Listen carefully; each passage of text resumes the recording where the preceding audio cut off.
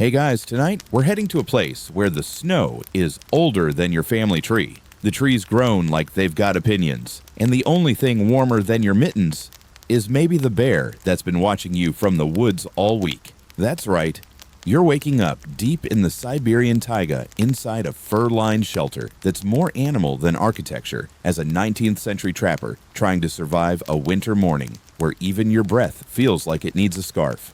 Your eyelids creak open like old leather straps. The air is still and heavy, like someone pressed pause on the universe. Every breath you take fogs the inside of your wool-lined hood, and when you inhale through your nose, surprise, the inside of your nostrils have frozen together.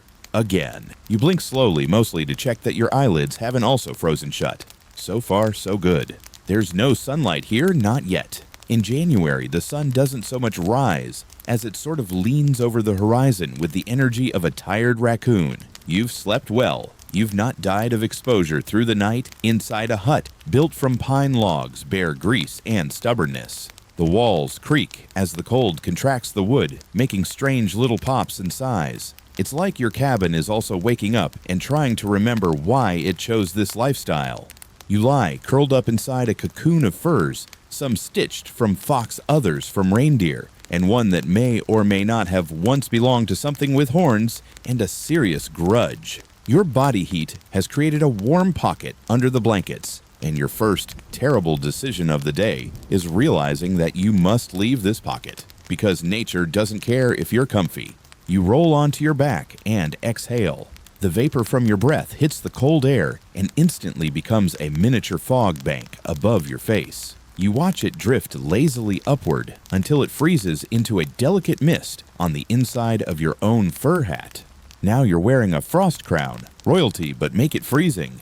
Your first move is slow. You reach out a hand from under the pelts, only to be bitten by air that feels like it's been personally insulted. The temperature is hovering around 30 degrees, but it's the kind of cold that feels personal, like winter got up early just to ruin your day. Somewhere in your boot, which currently doubles as a bedside table, is the flint striker you'll need to start a fire. Your fingers swollen with cold and stiff as pine cones fumble around until you grab it. It feels like holding a small frozen frog made of iron. And now the real fun begins leaving your cocoon. You do it in stages. First a leg, then some light regret, then the other leg. Finally, with the enthusiasm of a deflated accordion, you emerge fully into the cold cabin air. It's like stepping out of a sauna into a meat locker, except the sauna was made of damp fox. You crouch by the fire pit in the center of your one-room hut. It's not a fireplace so much as a glorified dent in the floor with some soot on it.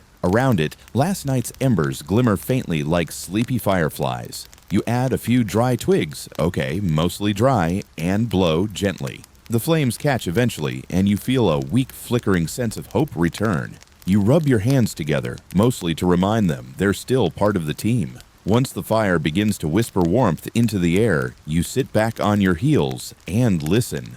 Outside, the forest is silent, but not the peaceful kind of silent. More like the something is watching you from behind a tree kind of silent. You decide not to think about that until lunch. Historical records suggest that many Siberian trappers during the 19th century were semi-nomadic, often exiled soldiers, runaway serfs, or just people who really hated crowds. They survived not by brute strength, but by routine, carefully tending to each morning chore with almost ceremonial attention. Every action had a rhythm, a purpose, and a chance of turning into frostbite. One curious note from the era: some trappers believed sleeping facing north would prevent evil spirits from freezing your dreams. Historians still argue whether this was rooted in shamanistic tradition or just a practical way to align the bed with smoke ventilation. You glance up at the cabin ceiling. Little icicles hang from the roof beams, forming a crystal stalactite gallery that your head bumps into at least once a week. One drops onto your neck. You do not scream, but you do whisper a few choice insults at the ceiling. As you start to stretch out your back, cracks like a rifle shot in the quiet. Welcome to 38 years of sleeping on pine needles. You reach for your hat, one of those massive ushankas lined with fox fur, and pull it snug over your ears. It smells faintly of wood smoke, desperation, and victory. Then, with fire crackling behind you and the taste of cold still thick in your mouth, you shuffle toward the corner where your outer coat hangs like a stiff carpet on a peg. Time to begin layering up. But that is a whole different ordeal. You stare at your pants the way a gladiator might size up a lion. They hang there stiffly on a wooden peg in the corner of the cabin, frozen into the exact shape of the knees you left them in last night. You know that putting them on is going to be an ordeal. You also know you don't have a choice. And so, with all the ceremony of a knight donning armor before battle, you begin. First comes the underlayer long woolen drawers that you sleep in, but they're already clinging to your legs like cold porridge. Then you reach for the outer trousers. They're made of heavy, untreated deerskin, stiff as tree bark, and about as warm to the touch as a frozen fish slab. You grip them at the waist and give them a shake. They don't budge, frozen solid. Here's the trick. You hold the trousers near the fire until they become just flexible enough to not shatter. Too close and they'll smoke. Too far and they'll remain as rigid as disappointment. You strike the balance carefully, as you always do. Once they begin to sag like sleepy bread dough, you move fast before they refreeze in midair. Putting them on is a slow-motion ballet of grimacing and groaning. First one leg, then a hop, then the inevitable moment where you lose your balance and sit down with a grunt now half-dressed and mildly humiliated. You glance at your dog, who watches with what can only be described as smug amusement. His name is probably something like Mishka, and he's already dressed for the day because fur is cheating. Your boots are another matter. They're made from reindeer hide and lined with felt, but at 30 Triceitsar, even the warmest boot becomes an icy prison.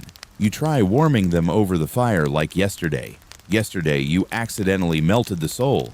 Today, you're more careful. Slipping your feet inside still feels like volunteering for a painful science experiment. The inner lining greets your toes with a sensation you can only describe as biting frost wrapped in betrayal. You wiggle your toes to prove they still exist. They do, but they're filing complaints. Now you move to layering the top half. A linen shirt stiff with frost. A wool tunic slightly moth-eaten. A second wool tunic still has rabbit blood on the cuff from 2 days ago. Then the coat, a thick knee-length wrap of bear fur that makes you look vaguely like a sofa. It smells strongly of smoke, wet earth, and quiet triumph. By now, your arms barely bend at the elbows, and your legs feel like they belong to someone else. Congratulations, you're officially dressed to survive the morning. You can't move quickly, but that's okay. Neither can hypothermia. Historically speaking, layering was the name of the game for Siberian trappers. Russian frontiersmen known as promyshlenniki would wear up to 6 layers of clothing in winter, sometimes alternating materials, linen, wool, fur, and even fish skin to maximize warmth. They slept in their gear whenever possible to avoid the agony of redressing. In some cases, they lined their boots with dried moss for insulation. It worked, mostly. One quirky discovery: archaeologists have found 18th century trapper garments with little cloth pouches sewn into the armpits. Theories vary. Some think they were for herbs to mask scent. Others suspect they held hot stones. One charming theory: they were squirrel pouches for emergency snacks. Historians still argue whether this was practical absurd or just squirrel propaganda. You finally manage to stand dressed in roughly 12 kilograms of clothing, looking like a very nervous bear. You shuffle over to the fire again, where a kettle sits crusted with ice. You flip the lid, also frozen, and try knocking it against the hearth. It pops open after the third try, revealing yesterday's tea, still in solid form. With careful hands and the patience of a monk peeling an orange, you set the kettle over the flames. Steam begins to rise slowly, reluctantly, like an old man stretching in the morning sun. It's weak tea brewed from dried pine needles and maybe a scrap of actual tea leaf you once traded for a squirrel pelt last fall, but it's warm and it's yours.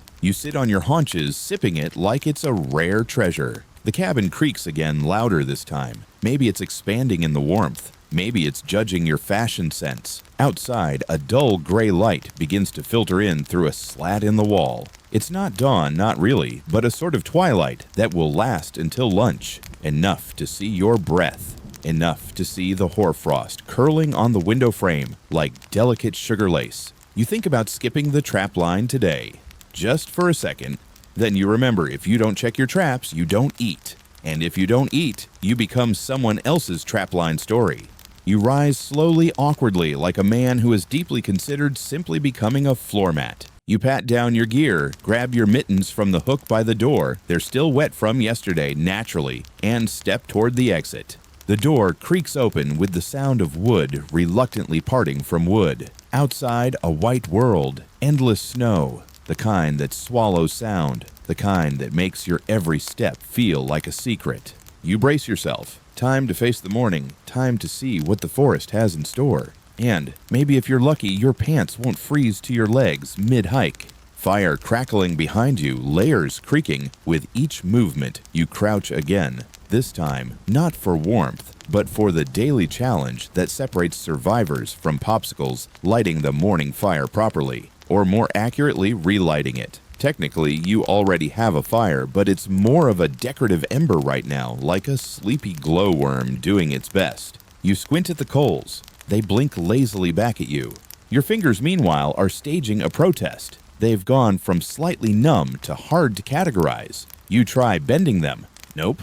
They're stuck in claw mode. It's like trying to do fine motor work with frozen carrots. Still, you persist. You retrieve your flint and steel. It's a trusty duo, flint the size of a mouse, and steel that smells faintly of blood soot and an unspeakable event involving a muskrat last spring. You fumble with your tinder pouch, which you always keep tucked near your chest for warmth. It contains shavings of birch bark, a few dry pine needles, and one match from a box you've been rationing for 3 months. You don't use the match, of course. That's for emergencies, like if you ever get stuck in a well with a goose. So it's back to sparks. You strike. Once, twice. Your hands spasm on the third try, and you nearly punch yourself in the nose. The tinder doesn't catch. Fourth try. Tiny sparks flicker like glitter with commitment issues. You lean in, closer lips, pursed breath, shallow. You don't want to fog up the flame. You whisper encouragement to the bark, yes, like it's a toddler at a piano recital. Finally, the edge curls black, then glows.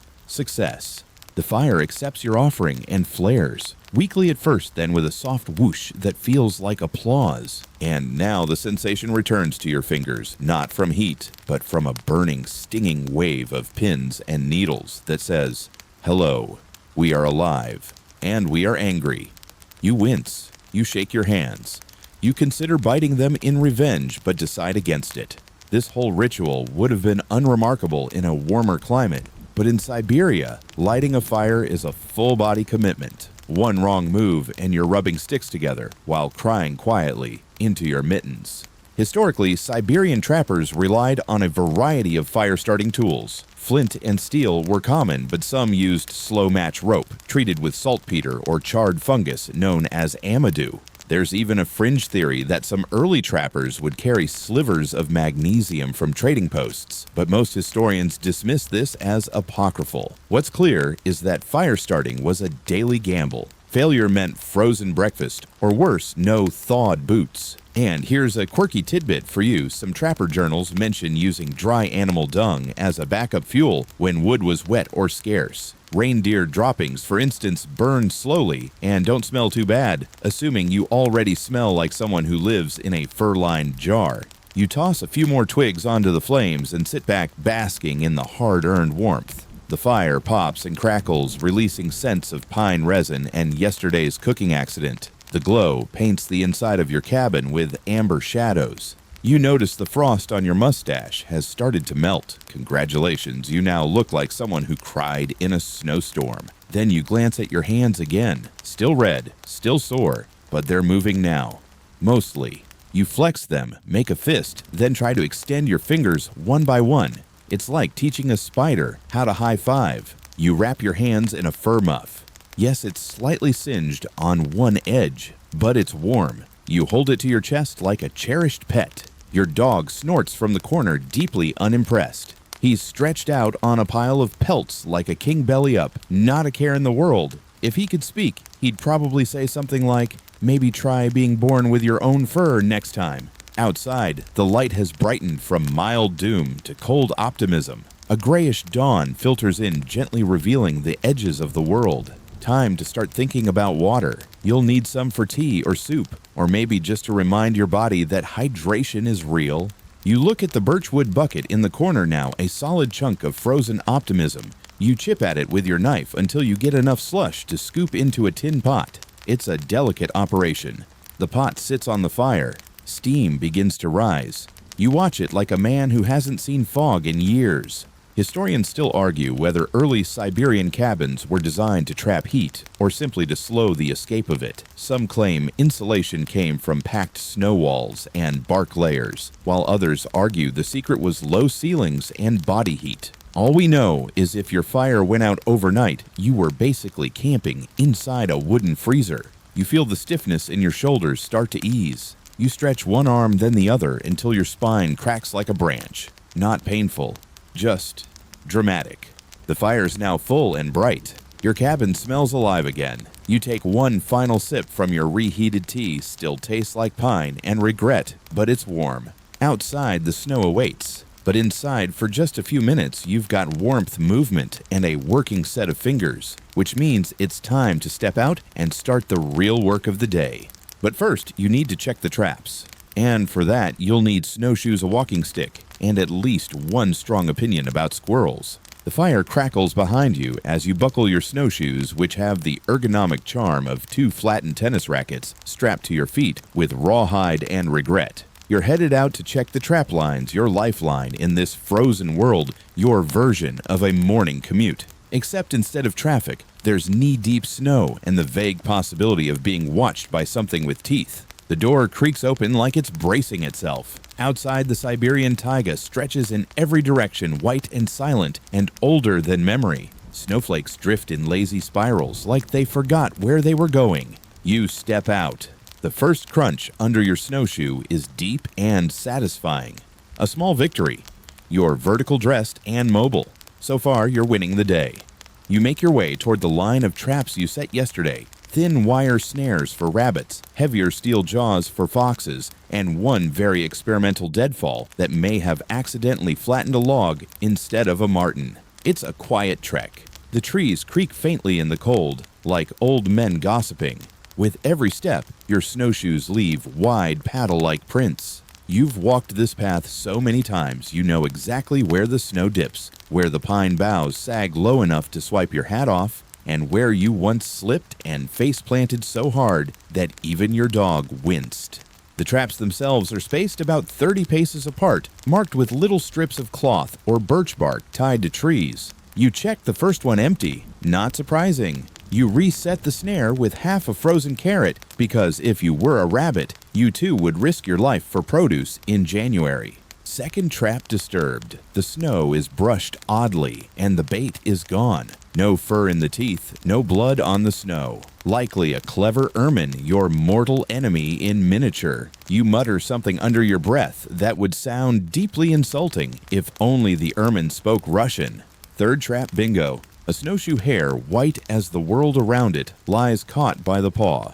It's limp, likely expired in the night. You murmur a word of thanks, not from sentiment, but from habit. Out here, everything taken has to be respected, or at least acknowledged. You reset the trap and tuck the hare into your pack. It'll make a decent stew once you boil it 6 times and pretend it tastes like chicken. Fun fact, many trappers in 19th century Siberia operated what was essentially a small business route through the forest. Trap lines were measured not just by length, but by turnover, how many usable pelts per kilometer per week. There are records of trap lines extending over 20 kilometers, each one a personal economy of fur patience and frostbite. One quirky technique you remember using last year, rubbing fish oil on trap triggers to mask your scent. It worked mostly. The downside, everything you own now smells faintly of expired herring. You move to the next trap.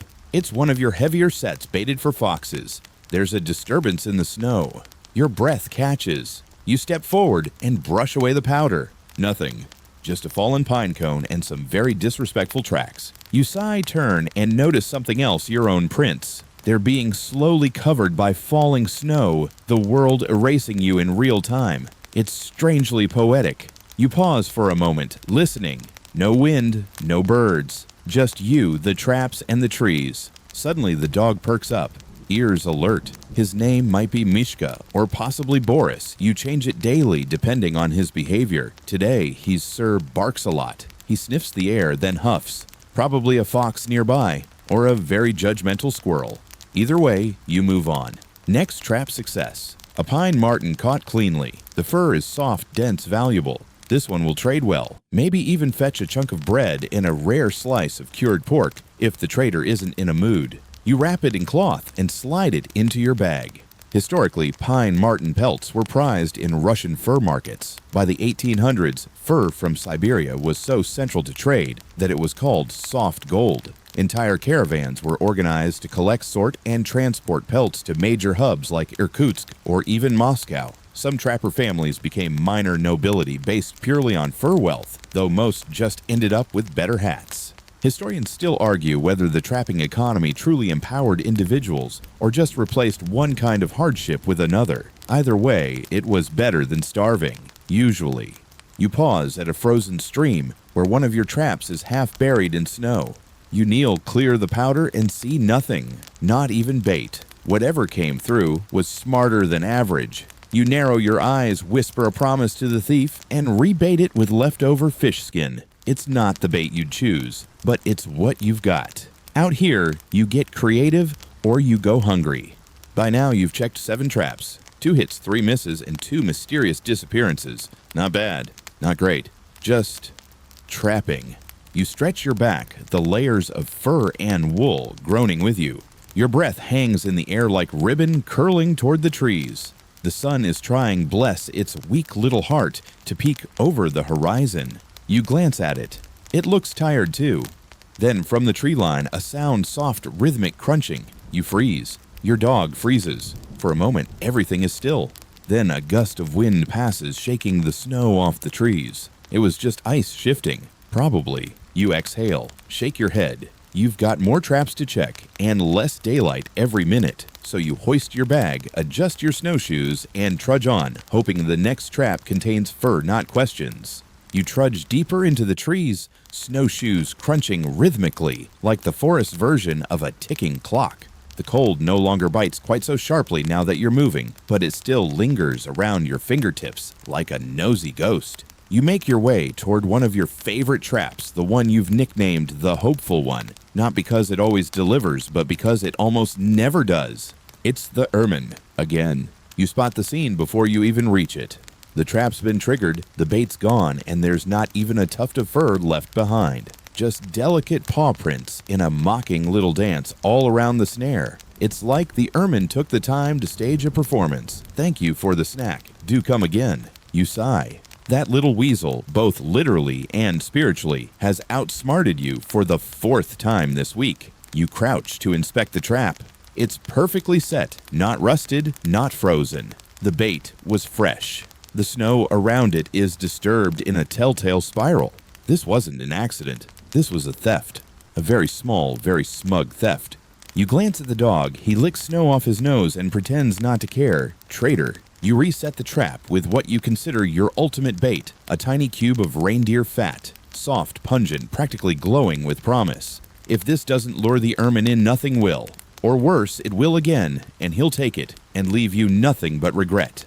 Historically, trappers had mixed opinions about ermines. On one hand, their winter coats were prized for royalty, pure white, lined with little black tail tips, often sewn into capes for czars and bishops. On the other hand, they were notorious for stealing bait-slipping traps and occasionally just staring at you from a branch as if to say, "This is my forest now." In the fur markets, ermine pelts were valuable but delicate. A single nick could ruin the price. Some traders even paid trappers extra for clean-caught specimens, which meant more careful traps, more patience, and more frustration when the ermine escaped again. One curious note, there are scattered folk tales across Russia and Finland that describe ermines as forest tricksters, shapeshifters even. Some believe they were spirits in animal form sent to test the patience and cleverness of hunters. Historians still argue whether this was mythological embellishment or just a poetic way of saying these things are annoyingly smart. You don't know about spirits, but you do know that this particular ermine seems to have a college degree in sabotage. You've even tried talking to it once or twice, mostly threats, sometimes offers of truce. It's unclear whether he listens, but it feels good to vent. You stand back up, brushing snow from your knees. You leave the trap as perfectly baited as you can manage, and take one last glance over your shoulder, half hoping to see a little white face poking out from behind a snow-laden stump, snickering. Nothing. He's too good for that. Or maybe he's writing a memoir. You continue along the path, following your own earlier tracks through the snow. They've already begun to fade. Snow drifts work quickly out here, like nature editing your footsteps in real time. Your next trap is untouched. That's fine. You didn't expect much from this one. It's more of a maybe a passing raccoon will get clumsy sort of setup. You check the bait, adjust the spring, then press onward. The air has shifted slightly. There's a thin wind blowing now, carrying with it the scent of pine ice, and that strange, inexplicable smell that all trappers know but can't quite name. It's not smoke, not rot, not animal, just wilderness, pure and sharp and alive. You pause for a moment, under a cluster of birch trees, their trunks white against the snow, like skeletal dancers frozen mid-pose. You lean your hand against one, feeling the icy bark beneath your mitten. The forest is quiet, but it's not empty. Somewhere out there, the ermine moves. You can feel it. Your traps might not catch him today. They might not catch him tomorrow, but someday you'll win. Not for the pelt, not even for the trade, but for the principle. It's you versus the tiniest enemy imaginable, and he's winning. For now, you shift your pack to the other shoulder. It's not heavy yet, but the stiff straps have begun their usual campaign to dig into your collarbone, like they're searching for treasure. The next trap on the line is one you set with optimism, and just a sprinkle of desperation, a heavier-jawed device meant to catch foxes. Now you love foxes in theory. Who doesn't? They're clever, fluffy, and photogenic in that smug, overconfident way. But in practice, a fox is the trapper's equivalent of a very expensive, extremely mobile puzzle box that doesn't want to be solved. You've had them steal bait trigger traps from the side, and once famously dig around a trap, entirely steal the bait, and leave what you're almost certain was a sarcastic pine cone in its place. You approach the trap slowly, not out of caution, but out of experience. Foxes don't just get caught. If there's a fox in the trap, it's usually because it was either very hungry, very overconfident, or very unlucky. You round the bend, snow crunching under your steps, and stop. There it is. A flash of red fur dusted with white curled awkwardly near the snare. A fox. Still, you can't tell if it's breathing. You approach with your usual mix of reverence and apology. No movement. It's gone. A clean catch. You crouch and inspect it. Young, but healthy. The pelt is thick and fine winter coat in full bloom. It'll fetch a good trade at the next caravan. Maybe enough for salt, maybe enough for a tin of coffee if the trader's in a forgiving mood and hasn't drunk it all himself. You wrap the fox gently in cloth, tying it at the corners like a parcel. You hum while you work nothing fancy, just an old tune your uncle used to whistle when making boots. A melody that doesn't really go anywhere, but keeps your hand steady. Here's a historical note to warm your frostbitten ears. By the 1800s, fox pelts from Siberia were among the most prized in European fashion.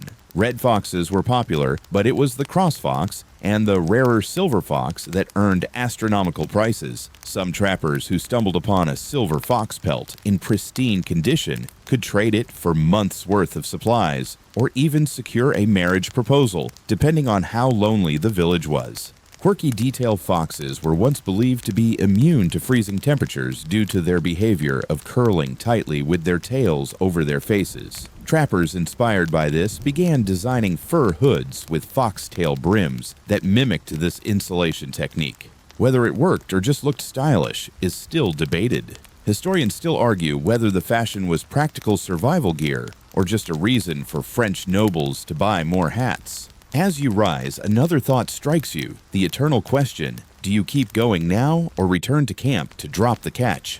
The fox adds noticeable weight to your pack, and you've still got several traps left. But you know yourself. If you turn back now, you'll lose momentum, sit down by the fire, and suddenly it'll be dusk, and you'll be roasting rabbit, while your unvisited traps sit sadly in the snow. So onward. The snow has thickened in the past hour. It's not falling hard, but persistently little flakes that gather in the folds of your coat, in your eyebrows, and especially in that one annoying place on your collar where it always melts and slides down your neck. You try not to shiver. You fail. You reach the next trap just as the wind picks up a low whistle through the branches, like the forest is practicing for a flute recital. This trap was set near a cluster of rocks where you once saw fox tracks and once something much larger. You don't think about that last part. Not right now. The trap is undisturbed. You kneel, check the bait. It's still there, frozen in place, like it's trying to win a staring contest. You brush some snow off the mechanism, tighten the twine that marks its location, and stand again. Your knees pop like someone snapping a twig in a tense movie scene. That's when you hear it. A sound behind you, light, soft, deliberate. Not the wind, not the dog. You freeze. You turn your head slowly like someone in a folk tale who's just been warned not to. It's a fox. Not the one in your pack, obviously. This one's very much alive, standing atop a rock a few meters away watching you. Its fur is ruffled by the wind, its ears twitch. It stares at you, head tilted. Not frightened, not even curious. Judgmental. You stare back. Neither of you moves. Then, as if making a personal statement about your trapping ability, the fox lifts a paw and you swear yawns. Then it vanishes into the trees with that fluid, soundless grace foxes have when they know they've won something. You exhale. You mutter. Your dog, late to the moment as usual, finally looks up and growls half-heartedly. Too late, buddy. The fox already gave its TED talk and left the stage.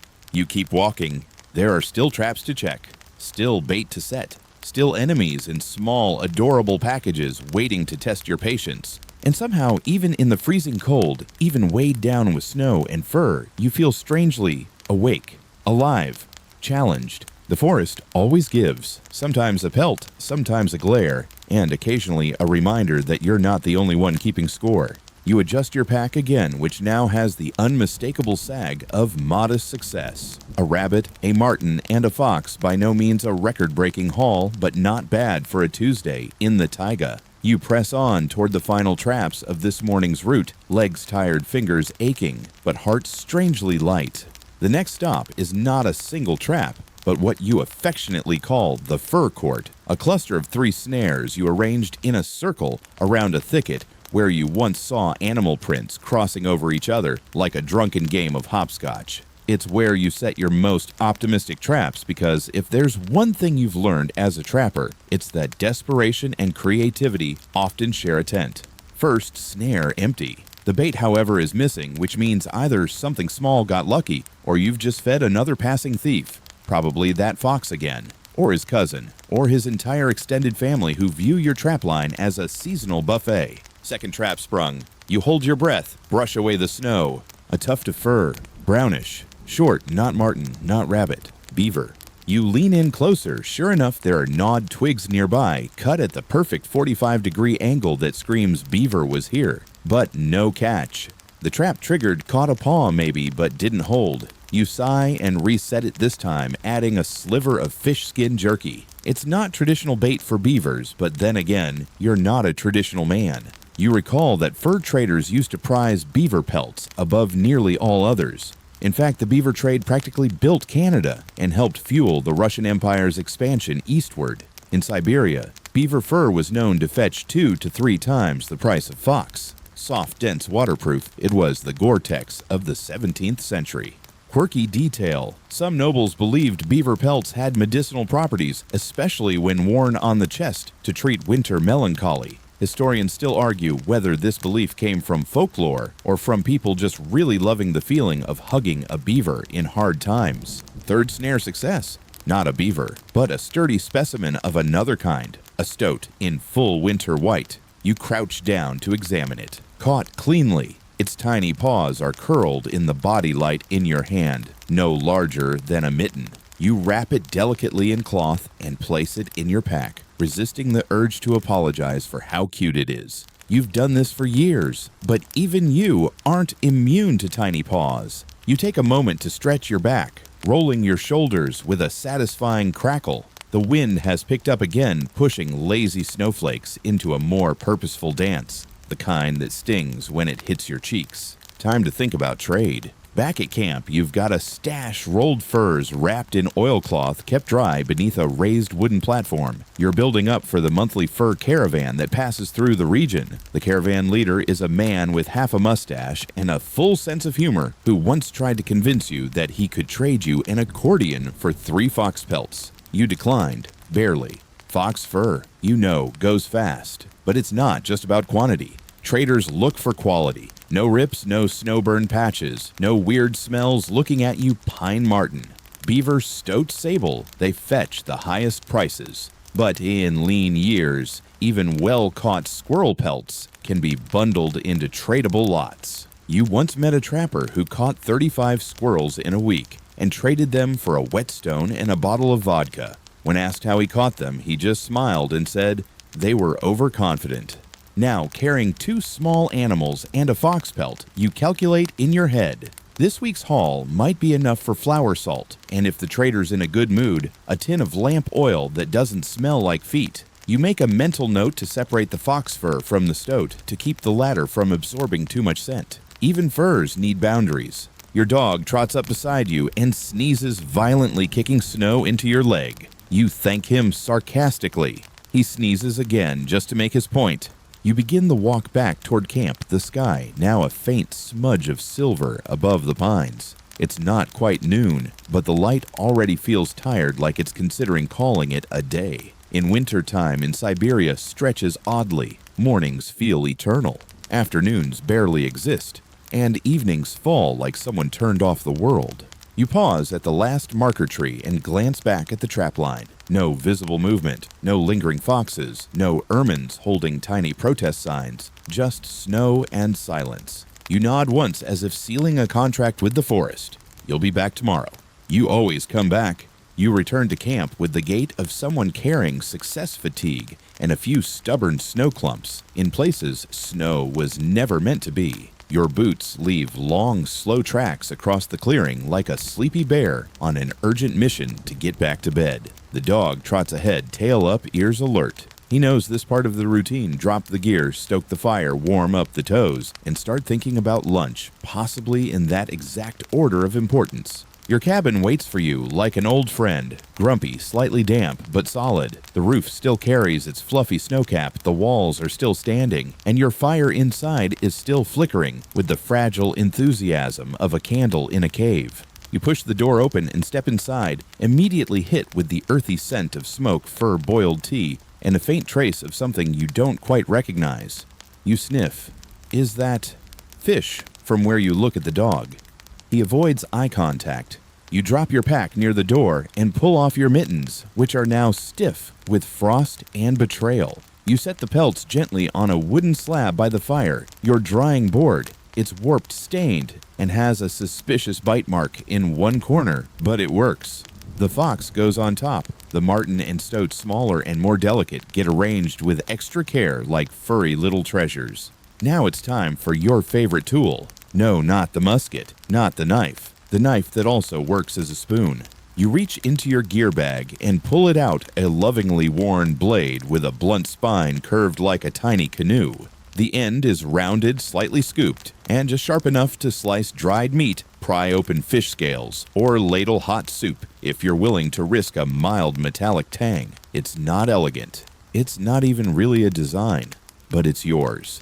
It's the kind of tool that's been with you through every winter, every squirrel debacle, every too-close wolf encounter. You once sharpened it with a brick, and you once stirred tea with it during a visit from a traveling priest who politely pretended not to notice. Historically, such hybrid tools were common in remote Siberian communities. Hunters and trappers carried multi-tools long before the Swiss made it fashionable. Blades were often reworked by hand over decades, sharpened down to nubs reshaped for a dozen uses. Some had notches for gutting fish. Others had dull edges for scraping hides. A few were so personalized that they doubled as family heirlooms passed from one generation of half-frozen fur wranglers to the next. There's even a curious 18th century account from a Russian explorer who claimed to have met a trapper with a blade so worn it resembled a key. The man reportedly used it to unlock his own traps literally. Historians still argue whether this story is metaphor, exaggeration, or just an elaborate way to explain this guy was too stubborn to buy a new knife. You take the blade spoon thing and begin cleaning the rabbit you caught earlier. It's frozen, of course. Everything is. You chip away at the fur, careful not to tear the hide. The movements are automatic. Your hands remember what your brain has set on autopilot. Skin sliced separate. The dog inches closer, sniffing. He gets the feet. He knows this. It's tradition. You toss the cleaned meat into a tin pot with yesterday's half-frozen tea, a sprinkle of pine needles for flavor reed, survival, and a dried mushroom you're 85% sure is edible. You stir with the knife. It does the job. Again. There's a strange joy in having one tool do everything. In a world where even your own breath turns against you, a blade that feeds, defends, fixes, and stirs is more than just metal. It's part of you. You remember when you almost lost it 2 winters ago during a storm that buried your entire camp. You found the knife a week later frozen in a puddle under your boots. You might have cried. You definitely gave it a name after that. Not aloud, of course, but silently, reverently. You sit back as the pot begins to bubble. The smell isn't gourmet, but it's real. It smells of calories, of warmth, of effort transmuted into steam. You take the first bite directly from the pot blade spoon balanced between 2 fingers. The rabbit is chewy. The mushroom adds a weird, almost peppery flavor. The tea tastes like regret, but you keep eating. And then because the spoon knife has decided to betray you, you drop it right into the pot. You fish it out with a stick blow. On it, wipe it on your sleeve, and keep eating. You glance at the dog. He's watching you intently. You sigh. Fine. You dig out a tiny strip of meat and flick it his way. He catches it midair. Smug. You finish your stew, lean back, and hold your knife in one hand like a sacred relic. It's still warm, still slightly soup-scented, but it's done its job once again. In a place where even the trees groan from the cold, where traps freeze shut and ermines plot your downfall, this humble spoon knife remains your faithful sidekick. Just don't tell the musket. It gets jealous. Outside, the snow has softened into silence again, blanketing the world in that muffled hush that only deep cold can create. You strap your snowshoes back on with a sigh that contains at least 3 emotions: resignation, commitment, and a vague desire for soup that isn't gray. It's time to head back out. Just one more line to check before dusk sets in. This next stretch is one of your trickier trap routes. It loops around a low hill and cuts through a patch of forest so dense the sun seems to give up halfway through. But you love it. It's your favorite part of the woods. It's quiet, still, and it makes you feel like you've stepped inside a snow globe, except you're the one shaking. You begin the ascent toward the ridge. The climb isn't steep, but it's steady, and your breath fogs in front of you like smoke from a lazy chimney. You move carefully, listening to the forest. The snow underfoot isn't just white noise it speaks. Crunch, creak, pop. Every sound tells a story. And out here, you've learned to listen. The way the snow compresses beneath your step, that tells you the temperature dropped again, maybe closer to 32 degrees Celsius now. The way the twigs snap under the snow means the frost has reached the marrow. And the wind whistling through the birch trees in short, choppy bursts. There's a storm building, probably a light one, but one that'll erase your trail by morning. You pause near a split in the trail and crouch, brushing snow away from a set of tracks. Fox. Again. Not the bold one from earlier, but possibly his brother. The prints are light, fast-moving, unbothered. You follow them for a moment until they veer into a thicket you know better than to chase through. That thicket has eaten 3 mittens and 1 hunting knife over the years. You're not about to offer it a 4th. This part of the forest has its own acoustics. The trees here are tall and close, mostly birch, their white bark ghostly against the gray light. When the wind blows through them just right, the branches clack and whisper like a room full of old folks discussing your life choices. Historically, Siberian trappers were famed for their ability to navigate vast forested regions by sound alone. Visual cues were unreliable, especially after a heavy snow. But sound that was dependable. The crunch of hooves, the flutter of wings, even the way snow fell from certain tree types could reveal time of day or even suggest nearby animal movement. A well-trained trapper could identify a species just by how it moved through snow. That's not legend. That's experience. Quirky details, some trappers claimed they could hear pine from birch based on how the snow clung to their needles and dropped in clumps. It's an odd claim, but one you start to believe after enough winters. You've heard the distinct thud of snow from fir trees, a dull, soft plop compared to the sharper crack that comes from birch-shed snow. It's not science. It's survival with a poetic twist. You walk a few more paces and stop again this time, not because of tracks, but because of the sudden shift in atmosphere. The forest feels thicker here. The air changes. The crunch beneath your feet dulls. You're stepping onto an older layer of snow, untouched, untrampled, pristine. You scan the area for your next trap. It's near a fallen tree that's been slowly sinking into the ground since last spring. And there it is. The trap's been tripped. You kneel. No fur, no blood, no tracks, just disturbed snow and a bent trigger. And then you see it, a single feather. Gray, soft, curved. You exhale through your nose. Owl. The trap wasn't set for birds, but in the depths of Siberian winter, everyone's hungry. The owl likely dove for the bait and clipped the snare on the way out. Clever bird. You pocket the feather anyway. Somewhere deep in the lining of your coat is a small collection of odd things. Owl feathers, carved beads, tiny bones, a polished stone shaped vaguely like a potato, your museum of strange mornings. You stand shoulders protesting. It's been hours, and your limbs are beginning to complain in a more unified tone now. The wind picks up again, rattling the trees. You hear a high-pitched creak above, and instinctively step back, just as a clump of snow drops from a branch and explodes next to your boot. Timing. You press on toward the final trap on this path. It's one you check less frequently, not because it's far, but because it almost never catches anything. And yet, you never take it down. It's tied to a young pine tree just at the edge of a clearing, where light breaks through for a few short hours at midday. You reach it and, surprise, something's there. Caught neatly in the trap is a small weasel, not quite an ermine, smaller than a marten. Pale brown fur with a snow-white underbelly, tiny pink paws curled inward. You crouch again quietly. It didn't suffer long. A clean, swift catch. You reach for your pouch, draw out the cloth, and wrap it with gentle hands. Historians still argue whether trappers grew sentimental or simply efficient with their catches. But you know the truth. After enough winters, you do both. You honor the life taken because it gave you warmth. You honor the forest because it allowed you to stay. The walk back from this part of the forest is slower. Your pack is full now. Your legs ache. Your stomach is asking difficult questions. But as you retrace your steps following your earlier trail through the still falling snow, you realize something. You're not alone here. Not just because of the dog. Not even because of the foxes, the birds, or that very arrogant ermine.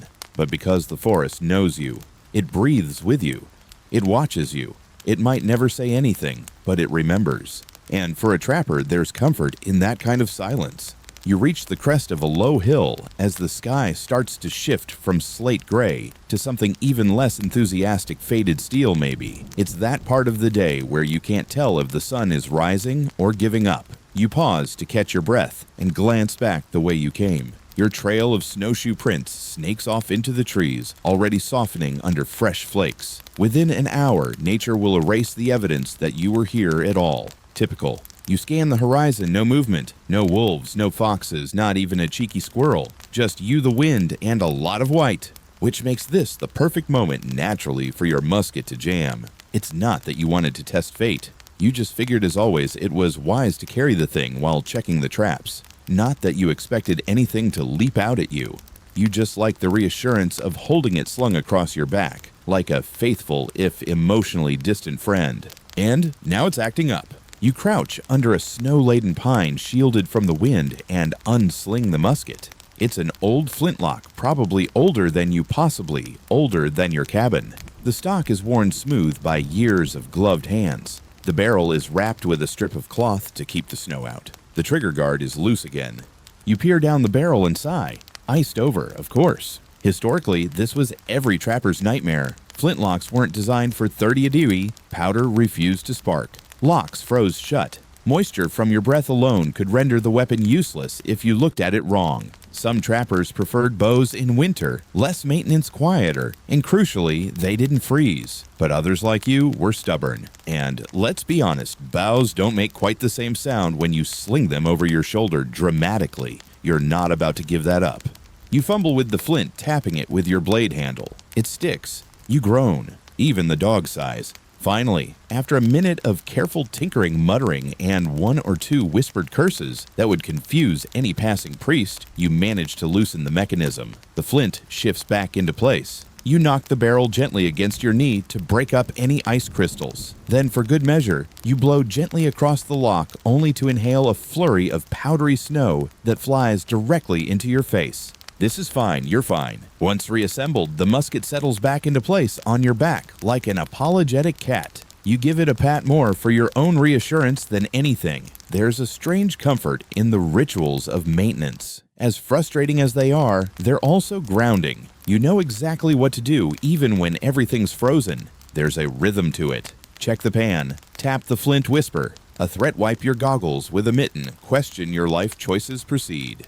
Quirky fact, in the 19th century, some Siberian trappers carried backup ignition kits for muskets, including tiny oilcloth bundles of dry powder and flint, hidden inside hollowed antler tips, or even sewn into their mittens. If a musket failed mid-hunt, the time it took to fix it could mean the difference between a meal and frostbitten disappointment. There are even tales, possibly apocryphal, of trappers lighting musket powder with embers from their pipe.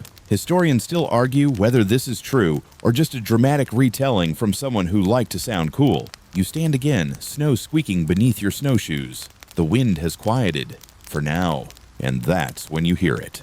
A distant crack followed by a low, hollow whomp. Not thunder, not an avalanche, just a tree splitting from the inside out. It's a sound you've come to know well. At 30°C, trees don't bend, they fracture. The sap inside freezes and expands, and with no warning, a mighty pine will split in half like a dropped baguette. The sound carries for kilometers. It echoes through the forest like a drum beat of ancient wood, having second thoughts. You wait. Then it happens again, somewhere farther off. A sharp pop followed by silence. The dog perks his ears alert but unworried. You both know the rules. If it doesn't move toward you, it's not your problem. Still, it never fails to give you that little thrill in the gut, a reminder that out here, the forest is very much alive, and very much louder than you'd think. You begin walking again, this time more slowly. Every step crunches beneath your feet like packing foam dipped in old bones. You keep your musket ready not because you expect trouble, but because not being ready is when the trouble shows up. At least that's what your uncle used to say before he got sneezed on by a moose. As you near the edge of the ridge, the wind shifts again, bringing with it the faint smell of smoke. You stop. It's distant, thin, but definitely there. Not yours, which means someone else is out here. You tilt your head and sniff again. Could be a caravan's campfire. Could be another trapper. Could be some poor soul who wandered too far from their sled and is now trying to toast frozen bread on a burning pine cone. Whatever the case, you make a mental note, check the southern ridge tomorrow. Maybe you'll find fresh tracks. Maybe you'll meet a new face. Or maybe you'll find a kettle and a note that just says, foxes are winning. You reach the bend in the trail that leads back toward your camp and give one last glance over your shoulder. Musket working? Check. Traps reset? Check. No mysterious sounds currently chasing you? Check. And just like that, your daily dance with the cold and the forest is over for now. Time to head back before the snow starts erasing the trail behind you like a polite but judgmental editor. Back at camp, your breath curls upward like a lazy ghost as you swing the door open and stomp the snow from your boots. It falls off in sad little clumps, each one dropping with a soft plop onto the packed earth floor like frozen punctuation marks to the sentence that is your morning. The dog trots in behind you, gives a full-body shake, and instantly turns the interior of the cabin into a festive snowstorm. You sigh. The fire is still smoldering, which counts as a minor miracle. You crouch to feed it a few split logs, which are, unfortunately, frozen. Again. You knock one on the hearth to loosen the frost, and it makes a hollow sound like someone thumping an old drum made of ice. You know this log. This is lunch frozen fish again. You eye the corner of the cabin where a few small perch caught and ice-hardened 2 weeks ago lie neatly stacked in a box that once held gunpowder, then buttons, then regret. You pick one up. It is stiff, cold, emotionally distant. You sigh again. There's a long-standing tradition among trappers eating things not because they're delicious, but because they exist. And frozen fish, especially river perch, are a staple, not because they taste like much, but because, unlike snow, they have calories. You grab your trusty knife spoon and start chipping away at the fish. It makes the same sound as whittling a chair leg. You don't so much slice it as slowly abrade it until you've got something resembling fish flakes. Into the pot they go. Add a handful of snow.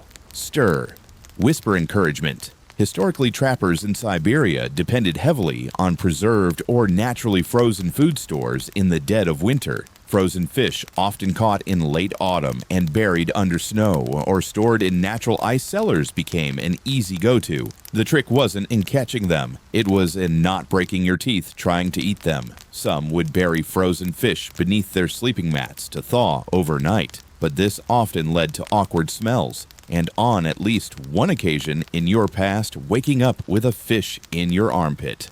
You toss a few dried herbs into the pot, not because they help the flavor, they don't, but because it makes you feel like a chef, rather than a desperate man with a soup habit. The pot begins to simmer. The smell, not terrible. It's got that distinctive lake at midnight aroma mixed with boiled tin and determination. You sit back and let your legs stretch out toward the fire. The warmth is spreading, now slowly coaxing your toes back into cooperation. You wiggle them. Most of them move. Good sign. The dog sidles up and drops his head onto your boot like a furry guilt trip. You slide a bit of skin off the frozen fish slab and flick it toward him. He snatches it midair, crunches twice, and settles in with the air of someone who expects more.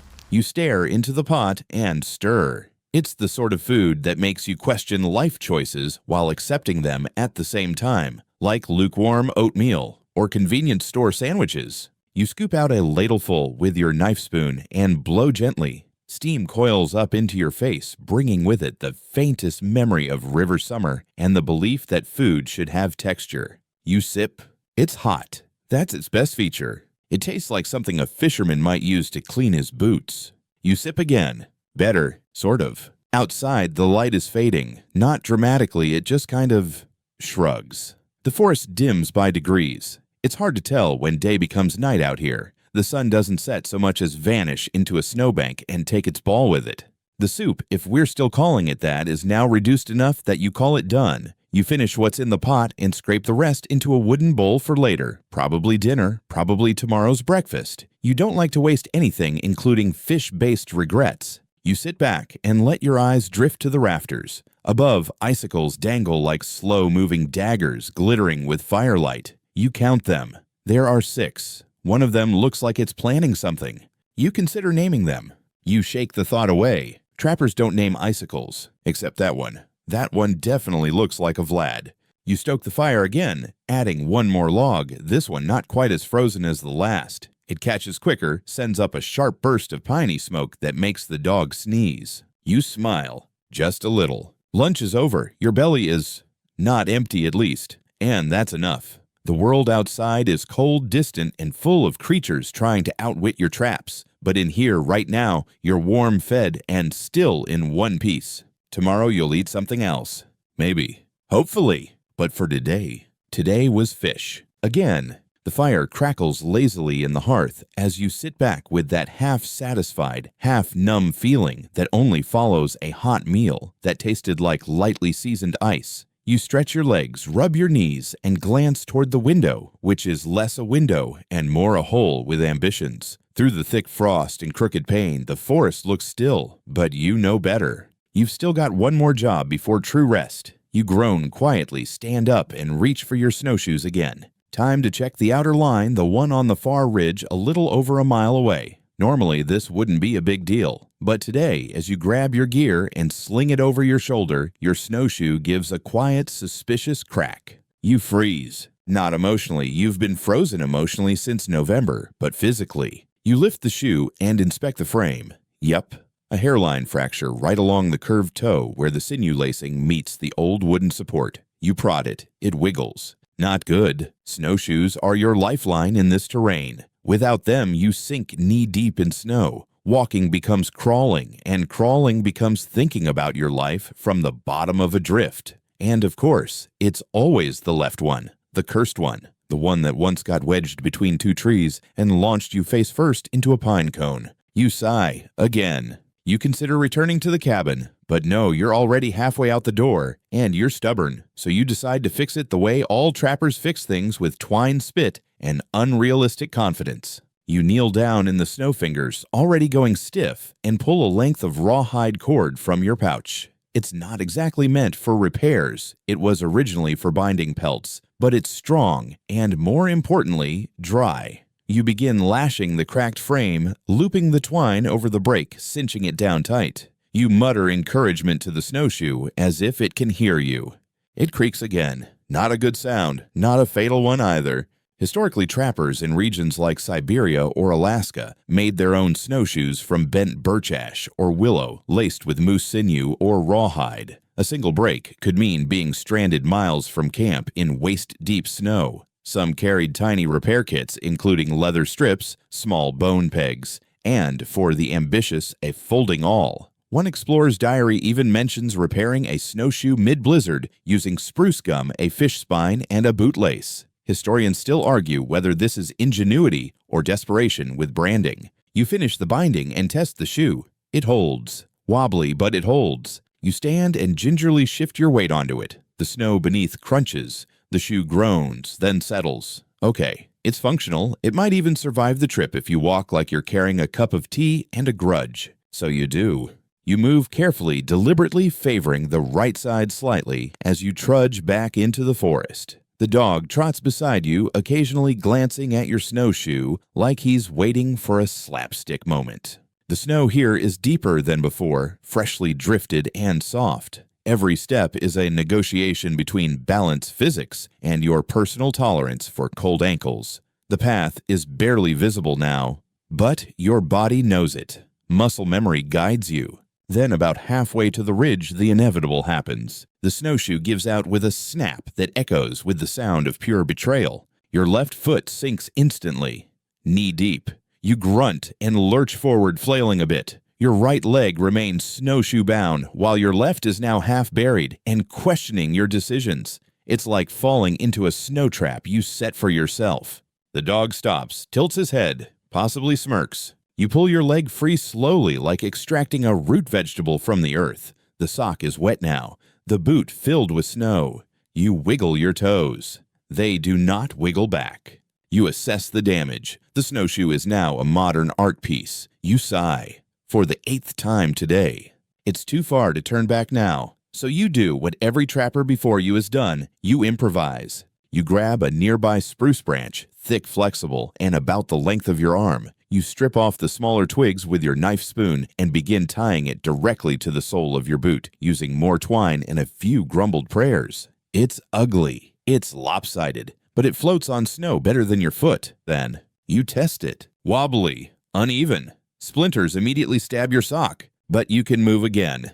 You shuffle onward, dragging one slightly tree-shaped leg behind you like a festive Frankenstein. The dog trots ahead, like this is completely normal behavior. And maybe it is. This is what life out here demands. You don't curse the snowshoe, you just adapt. Laugh about it later, maybe. Definitely write a sarcastic entry in your mental journal, day 47. Snowshoe attempted mutiny, fought back with twine and branch, victory uncertain, and you move on. Because this forest doesn't care about your setbacks. The traps still need checking. The day is ending, and you've still got work to do before the sky turns black and the temperature drops from unpleasant to is that my breath or my soul leaving my body. By the time you limp into the last trap clearing with your improvised spruce boot, your legs feel like old fence posts held together with damp rope and misplaced confidence. You pause at the edge of the thicket, bent slightly forward, catching your breath, steam pouring from your mouth like a broken chimney. You're not sure what's louder, your heartbeat or the creak you just heard coming from somewhere ahead. You freeze. Not emotionally again, that happened during your second winter, but physically in the way all creatures do when the forest makes an unexpected sound. You wait. And then it comes again. A low groaning creak followed by a brittle pop, then silence. No birds, no breeze, just snow. And that sound. You know that sound. It's not wolves, not foxes, not even mischievous pine martens conducting a heist. No, that's a tree. You scan the clearing until your eyes land on it, a tall birch split halfway down the trunk, leaning in slow motion under the weight of accumulated snow and whatever unresolved personal trauma trees carry after decades of Siberian winter. The birch groans again. You take 2 steps back, then 3. Another pop, this time sharp like a pistol crack. And then whoomp. The tree collapses in slow, almost thoughtful silence, branches exploding into the snow, like arms flailing in a snowball fight. A flurry of powder fills the clearing, and for a moment, everything disappears in white. The dog bolts into a drift ears, pinned back tail, straight out like a frozen question mark. You pull your coat tighter and blink away the snow. The tree lies still like a felled giant, finally deciding to take a nap. Around it, the forest returns to silence. This isn't uncommon. At these temperatures, wood fibers freeze, sap expands, and gravity finishes the job. You've seen trees drop mid-hunt, mid-trap check, even once mid-nap. You nearly renamed the clearing Lawsuit Hollow after that one. Historically, Siberian trappers were intimately familiar with the grown and go process of trees. Old guidebooks even warned against camping beneath certain types of pine during prolonged cold snaps. The larch, in particular, was known to explode from the inside out, sending shards of wood flying like extremely unhelpful arrows. There's a 1792 field report from a government surveyor who claimed his assistant was thwacked unconscious by a pine spirit. Historians still argue whether this was metaphor, frostbite-induced hallucination, or just bad luck with bark. You approach the fallen tree cautiously, like it might suddenly regret falling and try to get up again. Snow blankets its limbs.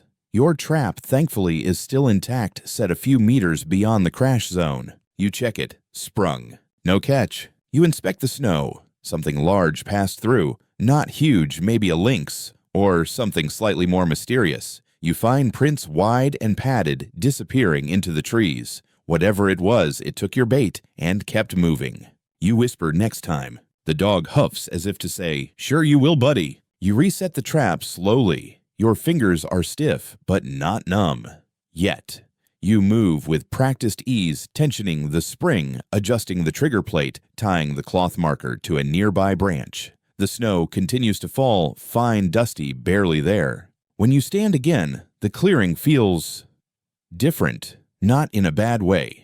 Just in that strange, mystical way all clearings feel after a tree falls, like the forest took a deep breath and exhaled into your rib cage. You head back toward camp feet, dragging slightly. The spruce boot contraption is holding, though you swear it's starting to smell like Christmas under duress. You pass under another old birch and pause. An icicle dangles overhead, long, sharp, beautiful in that mildly threatening way all natural knives are. You take a step back. You've read enough cautionary tales to know better. Icicles were once called sky spears in certain parts of Russia, especially among indigenous Siberian groups. They were believed to be forest teeth, a reminder that the trees were watching and occasionally chewing. You've never been bitten by one, but you did once get dripped on by a particularly malicious one that somehow sent cold water directly down your collar. You reach up and snap it off the branch. Not for safety necessarily, but because it'll make a good stir for tonight's tea. You never miss a chance to be both practical and theatrical.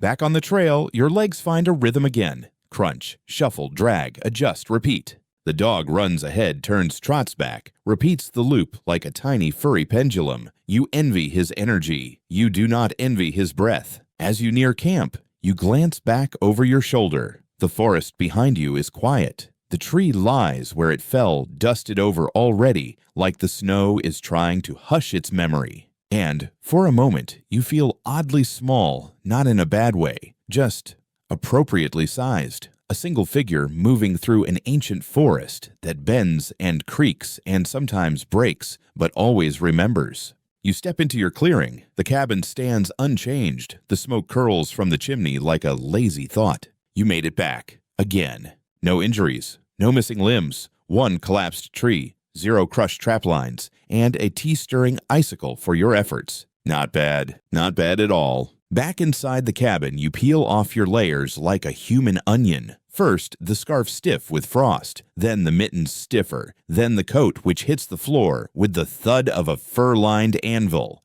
You kick off your boots with a grunt, sending a small avalanche of snow across the floorboards. The dog takes one look at the mess and retreats to his corner, curling up into a judgmental loaf. You don't blame him. It's time to dry out, not just your gear, your soul. You hang the wet clothes near the fire, propping them up like mannequins in a post-apocalyptic fashion show. One mitten sags dramatically. The left boot leans to the side like it's exhausted, and your spruce boot that gets special treatment carefully placed by the hearth sap's side down to keep it from bonding permanently with the wood. You collapse onto your stool and stretch your legs toward the fire. The warmth bites. At first your toes sting, with returning sensation, a feeling both joyous and slightly rude. Then comes that familiar moment in every trapper's day, the assessment. You take stock of the pelts from earlier. 2 small ones, 1 fox, 1 hopeful trapline for tomorrow. Your tools are intact. Your food stores are okay-ish. You're still breathing. By winter standards, you're thriving. You sip from your water tin lukewarm metallic glorious. Then, with the ease of habit, you reach for the long-handled ladle tucked behind the firewood stack and start stirring the pot of pine needle tea you had brewing earlier. You lean in, sniff, and yep, still smells like someone tried to steep a Christmas tree in lake water. Perfect. And now for something different, your evening entertainment. You turn slowly toward the corner where your firewood pile ends, and a stack of old journals begins bound in oilskin patched with cloth, written in a mix of fading ink and frustrated pencil. You grab one at random and flip to a page halfway through. Entry 202 from 2 winters ago. Saw 3 hares today. Caught 0. Suspect collusion. Dog agrees. You chuckle softly, then add a new entry beneath it. Tree tried to fall on me. Musket jammed. Snowshoe exploded, fixed with spruce. Felt powerful. There's something comforting about writing things down even when no one else will read them. It keeps the silence from getting too loud, makes the day feel real somehow, and if you're lucky, makes tomorrow seem a little less like a frozen rerun.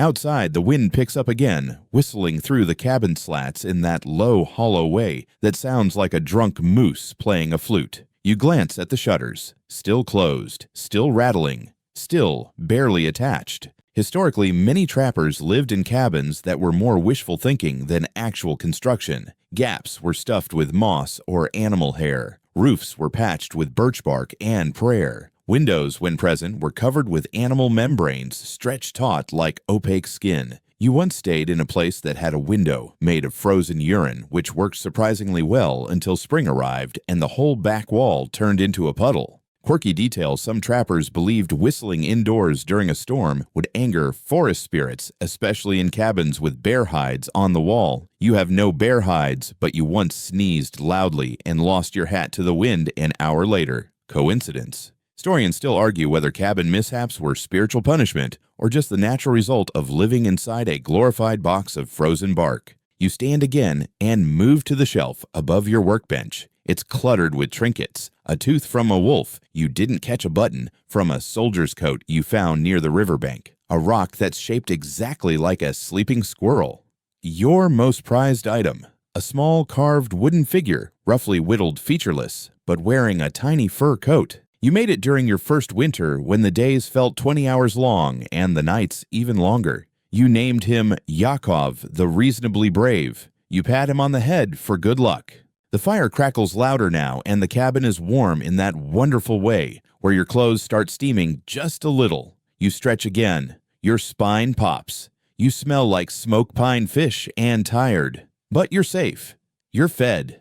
You're dry. You listen closely. No groaning trees, no snowshoe collapses, no foxes snickering outside the window, just the peaceful hum of the forest pretending for one brief moment to be asleep. The dog lifts his head, yawns wide, and flops back down. You smile. Tomorrow you'll set more traps. Rebuild the snowshoe properly. Maybe figure out why your musket keeps treating you like an estranged relative. But for now, you lean back, sip your tea, and let the warmth settle into your bones. After all, you earned it. The evening settles over the cabin like a wool blanket, coarse, scratchy, but comforting in its own rough way. The tea is gone. The fire crackles low. The dog snores softly from his corner, twitching occasionally, probably chasing a rabbit made of dreams and leftover fish skin. You rise from your stool with the grace of an aging tree and begin preparing for bed, which in your case means laying out your furs and removing your socks with surgical delicacy. You peel off the left one first. The scent hits you like a polite but firm handshake from a disappointed elk. You hold the sock up for a moment of reflection. It's wool mostly. Or it was. Now it's something between cloth felt and historical artifact. It's stained with soot mud fish oil and what you hope is pine sap. You flip it inside out. Yep, there it is. The distinct smell of elk grease. It takes a moment to remember why your socks smell like this. Ah, yes. The great sock boiling experiment of last month. That was when you read somewhere between a rumor and an actual historical note that softening wool in boiled elk fat could improve insulation. It did, kind of, but it also ensured that your feet would smell like roasted venison every time they got warm, a fact the dog finds both delightful and deeply confusing. You lay the socks near the fire where they can dry gas off and reconsider their life choices. Historically, this wasn't so far off. Siberian hunters and reindeer herders often treated their clothing with animal fats to add water resistance and trap heat. Boots lined with birch bark were soaked in seal oil or tallow. Wool undergarments might be rubbed down with rendered lard. The smell, while pungent, was considered secondary to the warmth. After all, you can't smell like failure if you freeze to death first. One quirky detail from a mid-19th century fur trapper's journal mentions a man who rubbed bear grease into his socks for extra luck. He was reportedly bitten by a bear that same week. Historians still argue whether this was a coincidence or a very sarcastic bear. You now prepare your bedding, a pelt-lined bedroll stacked over fir boughs, softened with a layer of dried grass, and when available, a folded shirt that once aspired to be clean. You lay down your outer coat as a second blanket. It smells like campfire old meat and a lifetime of decisions you stand by. You settle into your makeshift nest and exhale, watching your breath drift upward and vanish into the rafters like a puff of tired dreams. The furs are warm. The dog pads over and circles once before, curling up near your feet. A living, breathing, judgmental foot warmer. Outside, the wind sings gently through the slats in the wall. Not a howl, not a threat, just a whisper like the forest muttering its secrets to the sky. You close your eyes for a moment. Then just as you begin to drift, a sharp smell cuts through the comfort like a knife made of memories and elk. Your socks. Still steaming by the fire, still smelling like someone tried to bake a stew inside a wool mitten. You sit up, crawl over, and hang them farther from the flames, muttering to yourself, like a man who's lost many battles but refuses to lose this one. The dog watches, then sighs so hard it flutters the nearby pile of birch bark. You lie back down this time without the olfactory assault. Much better. Your hands rest on your chest, fingers twitching with the memory of traps set, logs split, snowshoes repaired, and fish consumed under protest. It's been a long day, and the kind of day that only really makes sense if you're the kind of person who sees the value in rabbit stew spruce splints and carrying a musket you constantly have to apologize to. You smile faintly, eyes heavy. Tomorrow will bring new snow, new tracks, and possibly new arguments with that smug ermine who keeps treating your traps like free lunch. But for tonight, you're warm, you're fed, and you've got exactly one good sock, one loyal dog, and just enough tea left to pretend it was all worth it. The last thing you hear before drifting off is the soft plunk of an icicle falling from the rafter and landing harmlessly in your wash basin. Even the cabin's exhaling now. You're home.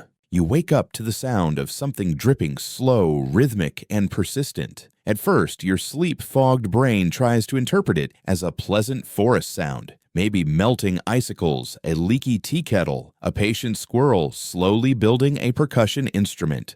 Nope, it's your ceiling. More specifically, the patch of roof over your sleeping corner that likes to weep quietly whenever the fire burns just a little too long. You open one eye and see it, a single bold droplet clinging to the edge of a warped beam. It wobbles, considers gravity, and plinks onto your forehead. Welcome to the day. You blink, sigh, and roll over your furs, rustling like a grumpy bear rustling through a laundry pile. The fire is mostly embers now, the cabin is cooler, and your socks miraculously smell slightly less like elk stew. You stretch one leg out of the bedroll to test the air. Immediate regret. Your foot recoils like it touched the surface of the moon. Yup, still 30 divorcee. You sit up slowly, joints protesting like rusty hinges. The dog lifts his head, yawns so hard his eyes water, and flops back down like he's got a long list of responsibilities to avoid. You envy him.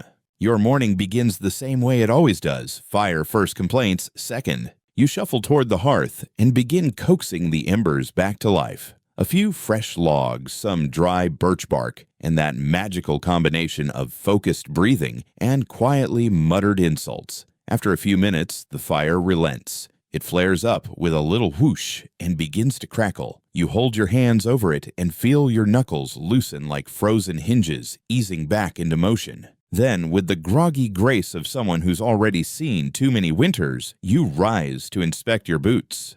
They're dry. You pick one up, inspect it, and give it a sniff. Still vaguely elk-scented, but tolerable. You pull them on, one at a time, followed by your long wool trousers, your tunic, your second tunic for moral support, and finally, your heavy outer coat. As you dress, you glance at the far corner of the cabin, where your patched snowshoe leans like a wounded soldier. It did its job yesterday. Barely. Today, you make the executive decision to properly fix it. You drag your tool pouch over and sit down cross-legged beside the shoe, inspecting the damage in daylight. The spruce branch held miraculously, but it's not meant to be permanent. You dig out your real repair supplies, a strip of rawhide, a small hand drill made from a fishbone, and an old hinge, and a sewing awl that's seen more use than most of your fingers. You hum as you work. Not a song, just a low, tuneless sound that keeps the silence company. Historically, snowshoe repair was as essential as food preparation. Trappers would often spend entire evenings mending their gear by firelight. In remote villages, it wasn't uncommon for each family to have their own snowshoe pattern passed down from generation to generation. The designs varied slightly in width, curvature, and lacing style depending on terrain, forest, open plains, or hilly tundra.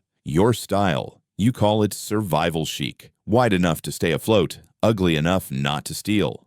Quirky fact, some old Siberian journals mention snowshoe races between trappers during the warmer months just to stave off boredom. They'd strap on the shoes anyway and run through shallow streams, slipping and flailing, while everyone placed bets using dried fish heads or buttons. Historians still argue whether this was a real pastime or just an elaborate way of mocking the new guy. You thread the rawhide with practiced ease, weaving it through drilled holes and binding the broken wood together like it's a wounded animal. When finished, it's not pretty, but it's sturdy, and it doesn't involve a Christmas-scented tree branch. You set it aside satisfied. Next up, breakfast. You glance at your dwindling stash of supplies and consider your options. Dried rabbit again. A slice of congealed fish soup you poured into a tin last night and now regret looking at. You settle for the rabbit. It's chewy, a little gamey, and has the exact texture of cardboard soaked in ambition. But it's food. The dog gets a chunk too. He stares at it, sniffs, eats it slowly like a food critic forced to review a sad sandwich. You both make eye contact. You both silently agree this is not your finest meal. After breakfast, you rise and begin tidying the cabin, sweeping the floor with a pine branch broom, straightening your bedding, stacking firewood. These small rituals don't make the place feel luxurious, but they make it feel yours. That's the thing about solitude. It doesn't ask for much, just enough routine to remind you you're still human. Outside, the light is beginning to change. A pale glow through the window tells you it's time to prepare for another trek. You've got traps to reset, lines to check, and possibly a smug fox or two to glare at. But before that, you sit at your small wooden table and pull your journal toward you. You dip your pen, really more of a sharpened twig, into a thimble of homemade ink and begin writing. Snowshoe fixed, musket still moody, cabin leaked on my head, rabbit tasted worse today, dog's review 2 out of 5, tomorrow fresh bait, might try singing to the traps. Can't hurt. You pause, think. Then add, forest groaned again. Tree fell yesterday. Felt like it was saying something. You set the pen down and exhale. The cabin creaks softly as if in agreement. You stand gear up and step toward the door, ready to start the cycle again. Because out here, every day is a strange balance between repetition and discovery. Between freezing your toes off and learning which icicle makes the best tea stirrer. And somewhere in the middle is the quiet, odd joy of surviving just one more day. The door groans on its wooden hinges as you push it open, stepping back into the crisp whiteness of another Siberian day. The air outside greets you with a slap of cold to the face, so sharp it feels personal, like winter itself is offended you're still trying. You respond by adjusting your hat and glaring defiantly at the sky. You're not here for comfort, you're here for continuity. You strap on the newly repaired snowshoe, testing the rawhide binding with a few careful steps. It creaks, but holds. Success. Your boot no longer smells like a haunted Christmas tree, which is an added bonus. The dog bounds ahead, delighted to be on the move again. He leaves perfect little paw prints behind him, and you can't help but think they look like tiny signatures, as if he's claiming the snow one step at a time. Today's goal: check the north-facing traps beyond the ridge. It's a spot you don't visit every day. It's deeper into the forest where the pines stand closer together, and the sun only manages to peek in around noon if it bothers showing up at all. The snow underfoot is a little crustier today. A light wind overnight created a delicate sheen of ice atop yesterday's powder, which crunches satisfyingly beneath your snowshoes. Every step you take sends up a gentle puff of snow dust, like the forest is exhaling with you. The further you go, the quieter it gets. Out here, sound behaves differently. It muffles, folds in on itself, becomes part of the landscape. A bird might call from a distant tree, but it's swallowed almost instantly by the snow-laden air. Your breath, your footsteps, the faint jingling of the metal clip on your belt, all of it feels exaggerated in the hush. You start humming. Not a song exactly, more of a rhythm, a melody born from repetition and frost.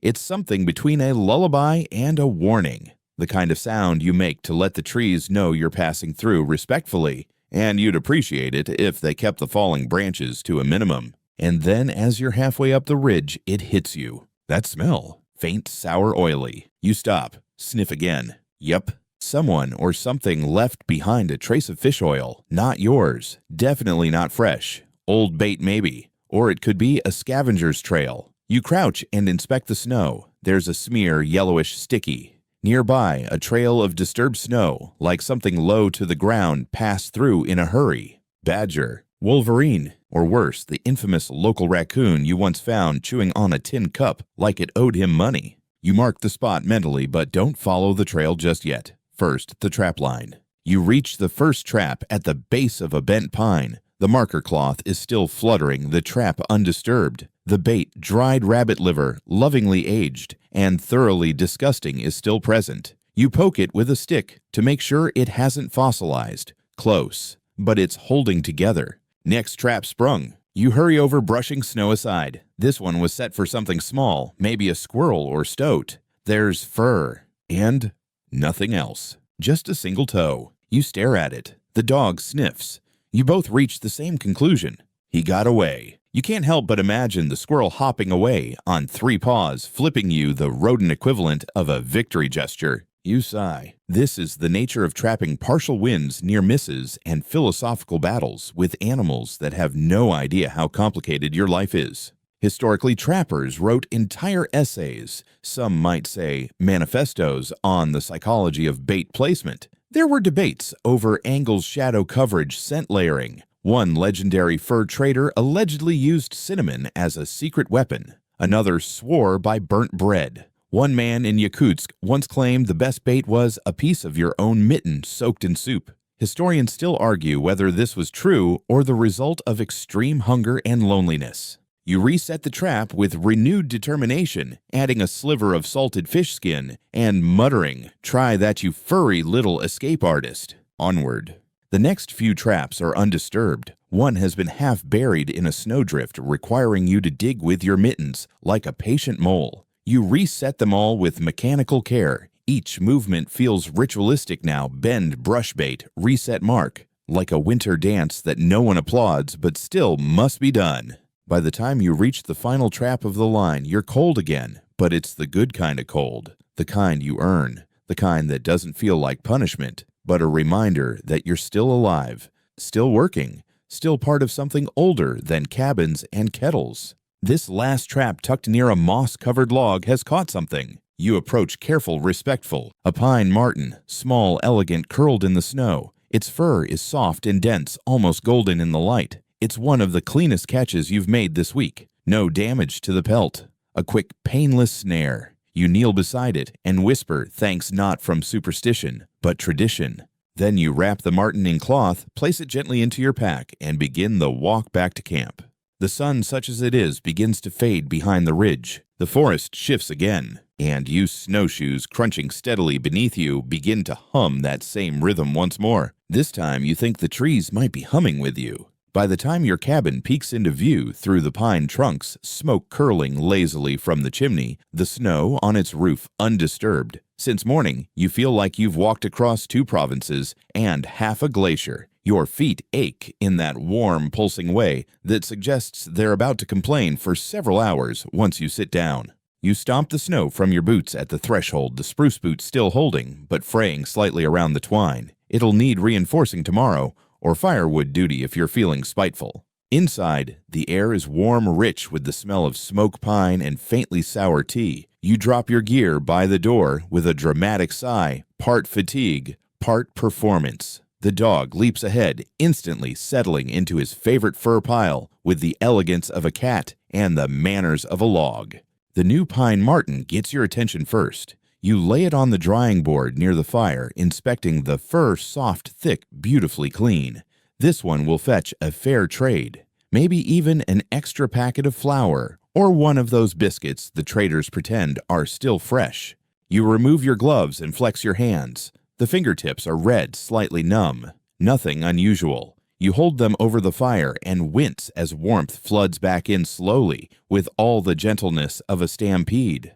Painful, but promising. Once thawed, you gather your tools and begin preparing the pelt. First, the skinning. You pull your knife spoon from its honored nail above the fireplace. It's clean polished and exactly as ready as you are. You set to work slicing carefully along the belly. You've done this dozens, maybe hundreds of times, but each time still demands attention, precision, and an inner monologue full of quiet encouragement and the occasional please don't ruin this. You lay the hide flat on a wooden board. The inside glistens faintly. You scrape it with the blunt edge of your tool to remove the fat, soft, slightly greasy, already beginning to freeze around the edges. You hum a little as you work. The dog watches. It's not judgmental this time, just sleepy.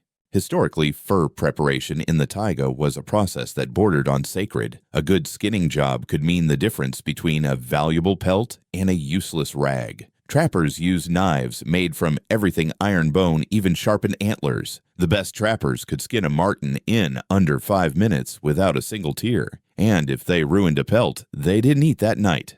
Simple math. There's an old belief in some parts of Siberia that martens were once spirit guardians of the forest's silent, curious creatures that watched over travelers and led them away from danger. To take one was never done casually. The best trappers offered a pinch of tobacco or a whispered word of thanks. You do both. Once the hide is scraped, you stretch it across a drying frame, just a simple square of wood with old nail holes and notches from past furs. You fasten the edges with thin leather ties, tugging them taut until the hide is smooth as a drum. Then you set the frame beside the fire, angled so it doesn't scorch but still catches the warmth. The scent of singed fur and pine sap rises in the air. You let it be. Now comes the reward. You open the cupboard above your table, a mismatched box nailed into the wall that holds the sum total of your luxuries. A tin of tea, half a wax candle, 3 hard biscuits that could double as blunt weapons, and miracle of miracles, a small lump of preserved honey. You smile. You boil a pot of water. It hisses to life, steam curling upward and momentarily fogging the frost on your eyebrows. You stir in a pinch of pine needles, one of the biscuits for softening, and just a dab of the honey. It smells incredible. You sit with your bowl near the fire, blowing gently on the surface, watching the steam curl like spirits dancing between the rafters. The first sip is bittersweet and almost entirely not awful. You call that a win. The dog sniffs the air, then pretends he's not interested. You give him a corner of the biscuit anyway. He accepts it with the reluctance of royalty. Outside, night settles quickly now. The wind shifts, and there it is again, that feeling. That old familiar sense that you are both alone and completely surrounded, not by people, but by presence, trees, snow, time, the weight of the land pressing gently against the walls of your cabin as if to say, "We see you." Still, hear good. You nod once to no one in particular. Your fingers are sticky with honey. Your boots are steaming near the hearth. A perfect pelt stretches quietly beside the fire. And in that moment between sips of tea and the creaking of pine rafters, everything feels right. With the fire flickering low and the pine marten stretched out like a small, furry flag of success, you lean back against the cabin wall and close your eyes for a moment, not to sleep, not yet, but just to pause. The kind of pause that only comes after a long day of frost furs, falling trees, and fixing things with twine you probably should have replaced 2 winters ago. The crackle of the fire is soothing now, a soft punctuation in the silence. The cabin smells like sap smoke, faint musk, and tea that was maybe once hopeful, but has now accepted its fate. You stretch out your legs, and your knees make a sound like someone gently stepping on old celery. You look down at your boots. One of them, just slightly, is starting to fray along the sole. You can see the faint edge of a seam pulling free. Not a crisis, not yet, but definitely an errand for tomorrow morning. You mutter, "Well, that's one way to lose toes." The dog doesn't even lift his head. He's heard it all before. You dig through your repair satchel for the patch kit. A roll of waxed thread, a small curved needle, a square of thick leather that might have once been part of a saddle or possibly a belt. The origin story is fuzzy, but the leather is sturdy. You brace the boot against your knee and begin to sew. Your fingers are stiff, but the rhythm is meditative. Thread through, pull, knot, adjust, repeat, a motion as familiar as breathing. Historically, foot maintenance was a trapper's obsession, right up there with trap soup and whether or not the dog was secretly stealing jerky. Losing toes to frostbite wasn't just a possibility, it was a statistic. Trappers would often stuff their boots with moss, line them with dry straw, or wrap their feet in multiple layers of cloth and hide. Some even wore boots that were 2 sizes too large just to allow space for extra insulation, though this occasionally resulted in the tragic phenomenon known as trip and fall snow nap. Quirky detail: there's an old Siberian folk remedy for cold feet involving placing warm potato slices inside your socks. It was said to draw the cold out. You once tried it. Your cabin smelled like stewed disappointment for a week. Historians still argue whether it was a real medical practice or just an excuse to get potatoes closer to your body at all times. The last stitch goes in with a little grunt of victory. You tie it off and flex the boot. The seam holds. The repair is not elegant, but functional. Like everything else in this life. You set the boot near the fire to soften the leather, then glance over at the dog who is now upside down with one leg twitching in a dream. You decide not to ask. You pour yourself a final half cup of tea, this time skipping the honey. You savor the slightly bitter, resinous taste like drinking the memory of a pine forest. It clears your throat and your sinuses and your emotional expectations for what beverages should be. Then you sit in silence, letting the warmth settle into your bones. And that's when the question creeps in. The one that visits you around this hour between the second and third cup of pine tea when the fire has dropped low and the wind has begun to hum gently outside. What if the traps are empty tomorrow? It's not panic, just practicality. You run through the inventory in your head: 2 rabbits in the drying box, 1 half fox from last week, 1 fresh marten, a half sack of flour, a pinch of salt, enough tea to get you through another week, maybe 2. You can stretch it. You've stretched it before. But still, the idea sits heavy. This is the trapper's true dilemma. Not the cold, not the snow, not even the blisters. It's the not knowing, the daily gamble. You set your traps, you check your lines, and you hope, but hope doesn't always bring fur. You think of that one winter, the lean one, when you ate nothing but boiled lichen and bark tea for 2 weeks straight, when your dog started eyeing you the way you usually eyed him when he sneezed on your jerky. But you survived. You always survive. That's the agreement between you and the forest. You don't take more than you need, and you keep showing up. Tomorrow might be generous, or not. You look around your cabin. It's small, a little crooked, constantly leaking personality from every joint, but it holds. And in it is everything you've earned. You finish the last sip of tea, set the cup aside, and slide the now dried boot under your sleeping mat. Just in case the ceiling starts leaking again, you don't want another rain boot breakfast tea incident. You check the fire embers, only now glowing faintly quietly. You decide to let them burn out. The night's not cruel tonight, just cold. and that's manageable. You lay back into your bedroll, pull the furs over your shoulders, and close your eyes. Outside, the wind rustles the trees. The forest shifts in its sleep, and you snug in your patchwork of fur boots and stubbornness drift off with one final thought.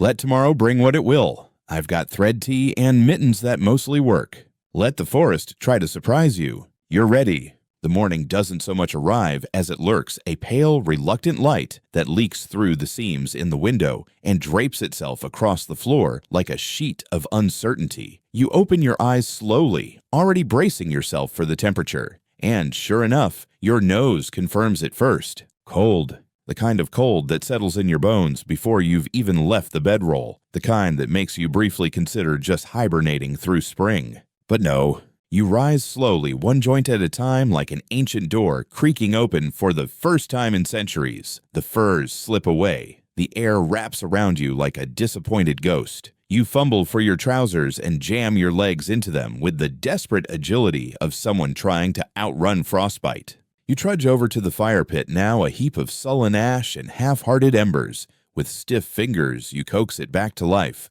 Birch bark, pine shavings, a bit of encouragement in the form of grumbling.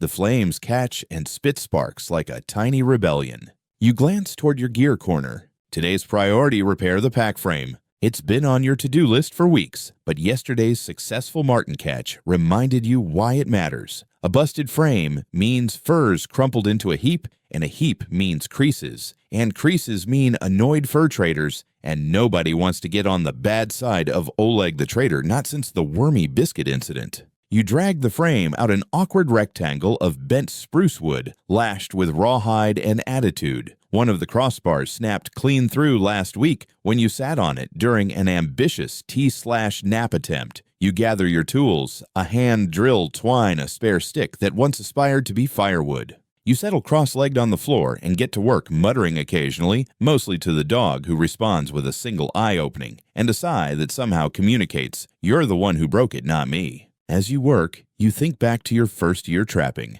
Your pack was made from scavenged boards, an old rope belt, and optimism. It creaked louder than a floorboard in a haunted tavern. It once fell apart mid-trek, spilling 5 fresh squirrel pelts into a snowbank, where they promptly disappeared. You spent an hour crawling on all fours yelling, "Come back," as if that would help.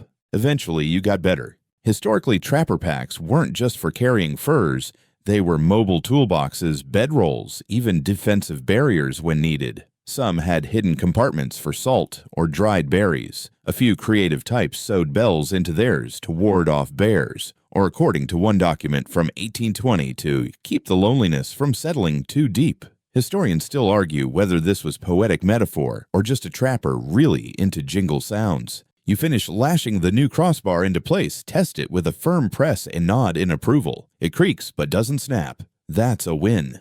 Next up, organizing the gear. You empty the pouch you carry into neat piles: flint steel bait scraps wrapped in waxed bark, 2 fish hooks a length of sinew, and your last decent bit of candle stub. You roll everything into its place, tuck the bundle into the frame's side pocket, and give it a pat, like you just fed a very picky pet. The dog yawns and stands stretching in that satisfying full-body shake that animals do far better than people.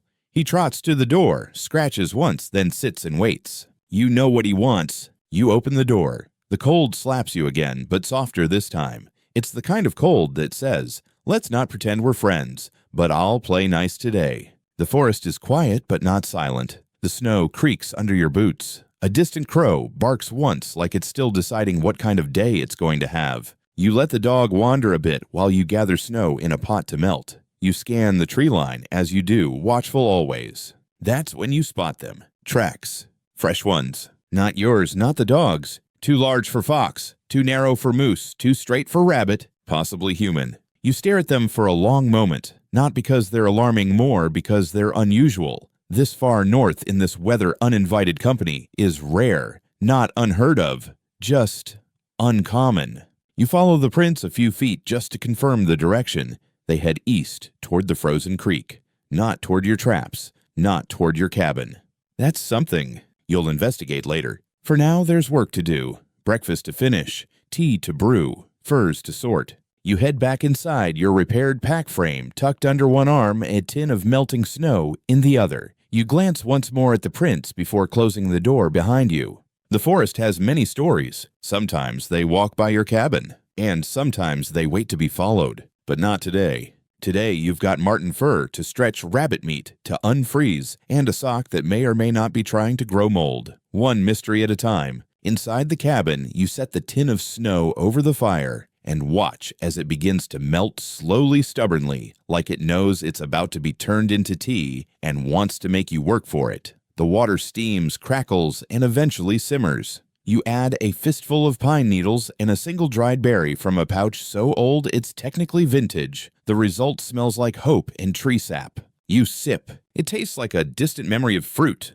but it's hot and it fills your belly, and in this life, that's what counts. After breakfast, you take a moment to check your boots. Again, the repair from yesterday seems to be holding, though the left one is starting to lean ever so slightly to the left, like it's trying to escape responsibility. You make a note to reinforce the stitching before the week's out. You glance toward your small pile of dried pelts. Not enough yet for a major trade, but it's growing. Slowly. Like frost on a window pane or a beard you didn't plan to grow, but now can't imagine shaving. You take the stretched marten down from its drying frame. The skin is stiff now, the fur fluffed and clean. You brush it with your fingers gently, respectfully. It will sell well if the next trader isn't in one of his moods. Speaking of which, it's time to prepare for the possibility that one might pass by. You don't get visitors, often only the odd fur trader, a courier from a distant settlement, or once very memorably a wandering poet who stayed for 2 days and then disappeared into the woods, mumbling about the melancholy of birch trees. But when they do come, you need to be ready. So you begin your monthly ritual of tidying the cabin like someone's mother is coming to visit. First, the pelts. You fold and stack them on the bench, arranged by type fox, marten weasel, uncertain. Then the tool's blade all bone needle, that spoon you swore you'd clean last week. You wipe down the table with a bit of cloth dipped in warm water. It immediately freezes to the wood. Classic. Next comes the broom, your trusty pine branch sweeper, which is technically more stick than broom, but still gets the job done. You sweep the floor in long strokes, pushing dust, wood shavings, and mysterious fragments of things you choose not to examine into a corner. The dog watches you with one eye open, judging, always judging. Finally, you arrange the firewood pile because nothing says welcome like geometrically stacked logs. You set the largest logs on the bottom medium in the middle, kindling on top. You even place one extra nice birch log on the side, just in case you need to impress someone. Historically, trappers in Siberia took great pride in the appearance of their winter homes, not for aesthetics, but for efficiency. Everything had a place. Everything was within reach. You didn't clean because it was pretty. You cleaned because finding your knife in the dark could mean the difference between cutting firewood and cutting into firewood. There's an account from 1834 of a Siberian hunter who rigged his entire cabin with a pulley system made from antlers and sled rope. He could light his fire-boiled tea and open the door without getting up.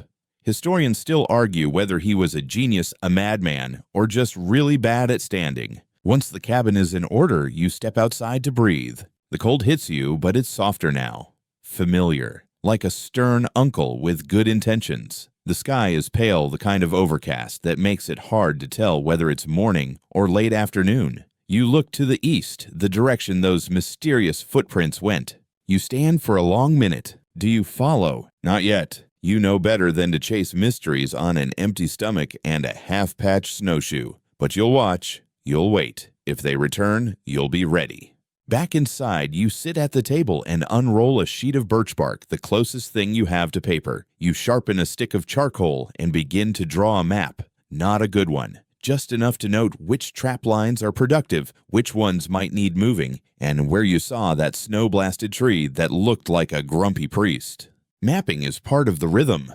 You note the trails, the fallen logs, the places where foxes wander and ermines laugh behind your back. Then you draw a tiny mark just east of the cabin, a boot print, a maybe. You set the charcoal down and stretch. Your spine pops like a campfire. The dog shifts and makes a noise that suggests he's thinking about standing up, but has decided against it. You glance at the fire. The water tin is boiling again. You pour a little into your cup, add another pine needle, and sit back. It's not much this life, but it's yours, and you've tamed it one broken snowshoe, one trap, reset one steaming pine tea at a time.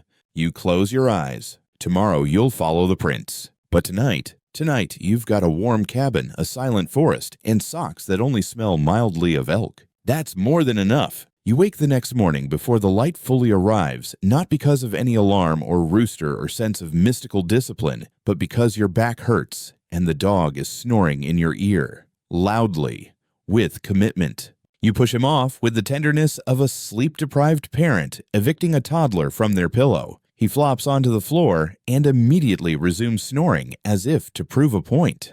You sit up, stretch, and let the cold slap you awake. Today's the day. Time to follow the mystery tracks east. You gear up quickly, underlayers, outer layers, a layer made entirely of regret over not mending that one mitten. You tie your boots, sling your pack over your shoulder, and grab your musket more out of tradition than expectation. The musket makes you feel prepared, even if it mostly just complains about the humidity and jams at awkward moments. The dog senses the change in energy. He rises, shakes out his fur, and gives you a look that says, "Where are we going, and will there be snacks?" You nod, he accepts. Out you go. The snow outside is deep but settled. The sky is a soft gray, stretched thin like old wool. The trees creak quietly in the wind, and the frost makes the air sparkle like powdered glass. You follow the tracks. They're faint now. Overnight snow has softened their edges, but they're still visible. 2 lines of boot prints, fairly narrow, stride-light-footed, not running, not in a hurry, but not wandering either. Purposeful. You follow for a while without speaking. The only sounds are your snowshoes brushing the powder and the occasional snort from the dog when he steps in something colder than expected. The trail winds through the trees across a shallow ravine and toward the creek, frozen solid, of course. You pause there, squinting at the ice. It's thick, untouched. No cracks, no drag marks, just the prints leading across. You test it with one foot. No groan. Then the other. Still fine. You walk across the creek like a ghostlight, careful, silent. Halfway across, you pause. The prints stop. Right in the middle of the ice. You crouch inspecting them. No sign of sliding, no fall, just gone. As if the person took one more step and vanished. You look up, look around. Nothing. No disturbance. No hint of where they went. You tap the ice, solid, no hole, no crack. You even walk in a little circle to be sure. The dog sniffs the air, then growls low, not aggressive, just curious. You glance around. The woods are still. You've read stories like this, old ones, about the forest taking people, about spirits who walk ahead of travelers only to disappear when followed, about footprints that lead nowhere. There's a Yakut tale about a forest sister, a shapeshifter who guides or misleads depending on how polite you are to your boots. Another legend tells of a man who followed tracks across a river only to end up walking in circles for 3 days while his soup boiled dry back home. Historians still argue whether these stories were symbolic metaphors or just very polite ways of saying this forest messes with your head. You scan the tree line again and decide not to follow further. Not today. Instead, you mark the ice with a notch 1 clean cut from your knife near the heel of the last print. Not to track, just to remember. You turn back the way you came, letting the forest close gently behind you. The return journey feels faster, it always does. Something about knowing where you're going. Or maybe the tea is calling. Back at the cabin, you stomp the snow from your boots and shake the cold from your coat. The dog trots in ahead of you and immediately curls up beside the fire because he has priorities. You brew tea. No pine needles today, just the plain stuff. A reward. As you sip, you sketch the footprint onto a scrap of birch bark, same size as yours, maybe slightly narrower. Could have been a trapper, could have been a hunter, could have been something older, you don't know. And somehow you're okay with not knowing. The forest doesn't always explain itself. You glance at your traps list, still 4 to check today. Plus that spruce log you promised to split before the dog decides it's his new bed. So you stand. You lace your boots. You open the door to the cold again. And you smile just a little. Because not every day in the forest is about catching something. Sometimes it's about being reminded that the world is still big and strange and full of prints that don't always lead where you expect. You step outside again this time with your axe resting across one shoulder and your thoughts somewhere between the present moment and the memory of those vanishing footprints. The forest feels different now, not more threatening, just more watchful, like it's waiting to see what you'll do next. You head toward the woodpile with purpose because nothing brings a trapper back down to earth quite like splitting logs. You eye your next victim, a gnarled spruce trunk, half frozen, already daring you to try. You set it upright, plant your feet, and swing. The axe thuds in, sending a satisfying shock up your arms. The log doesn't split. Of course not. You wiggle the axe loose, square your stance, and swing again, this time with a grunt and just a bit of unnecessary vengeance. The log cracks open with a groan, like it's admitting you've won but isn't happy about it. You toss the halves onto the growing pile and move on. Splitting wood has a rhythm to it. Thud, crack, toss. Thud, crack, toss. You settle into it easily, your breath fogging with every exhale. You begin muttering to yourself, nothing coherent. Just syllables, fragments, maybe a half-sung folk tune that never had real lyrics. Historically, winter trappers spent a surprising amount of time on wood prep. A well-fed fire wasn't just a luxury, it was life or frostbite. Some journals report trappers burning through up to a full cord of wood a month depending on the stove and cabin design. That's a lot of axe swings, a lot of splinters, and more than one story of someone trying to invent a better way and accidentally setting fire to their outhouse. Quirky fact, one 19th century Furman reportedly trained a badger to fetch kindling. Not well, but still. Historians still argue whether that was true or just a lonely man trying to impress his journal. You finish splitting the last log and take a moment to breathe, resting your hands on the axe handle and letting the steam rise off your back. The dog watches from a patch of sunlight, yawning with exaggerated boredom.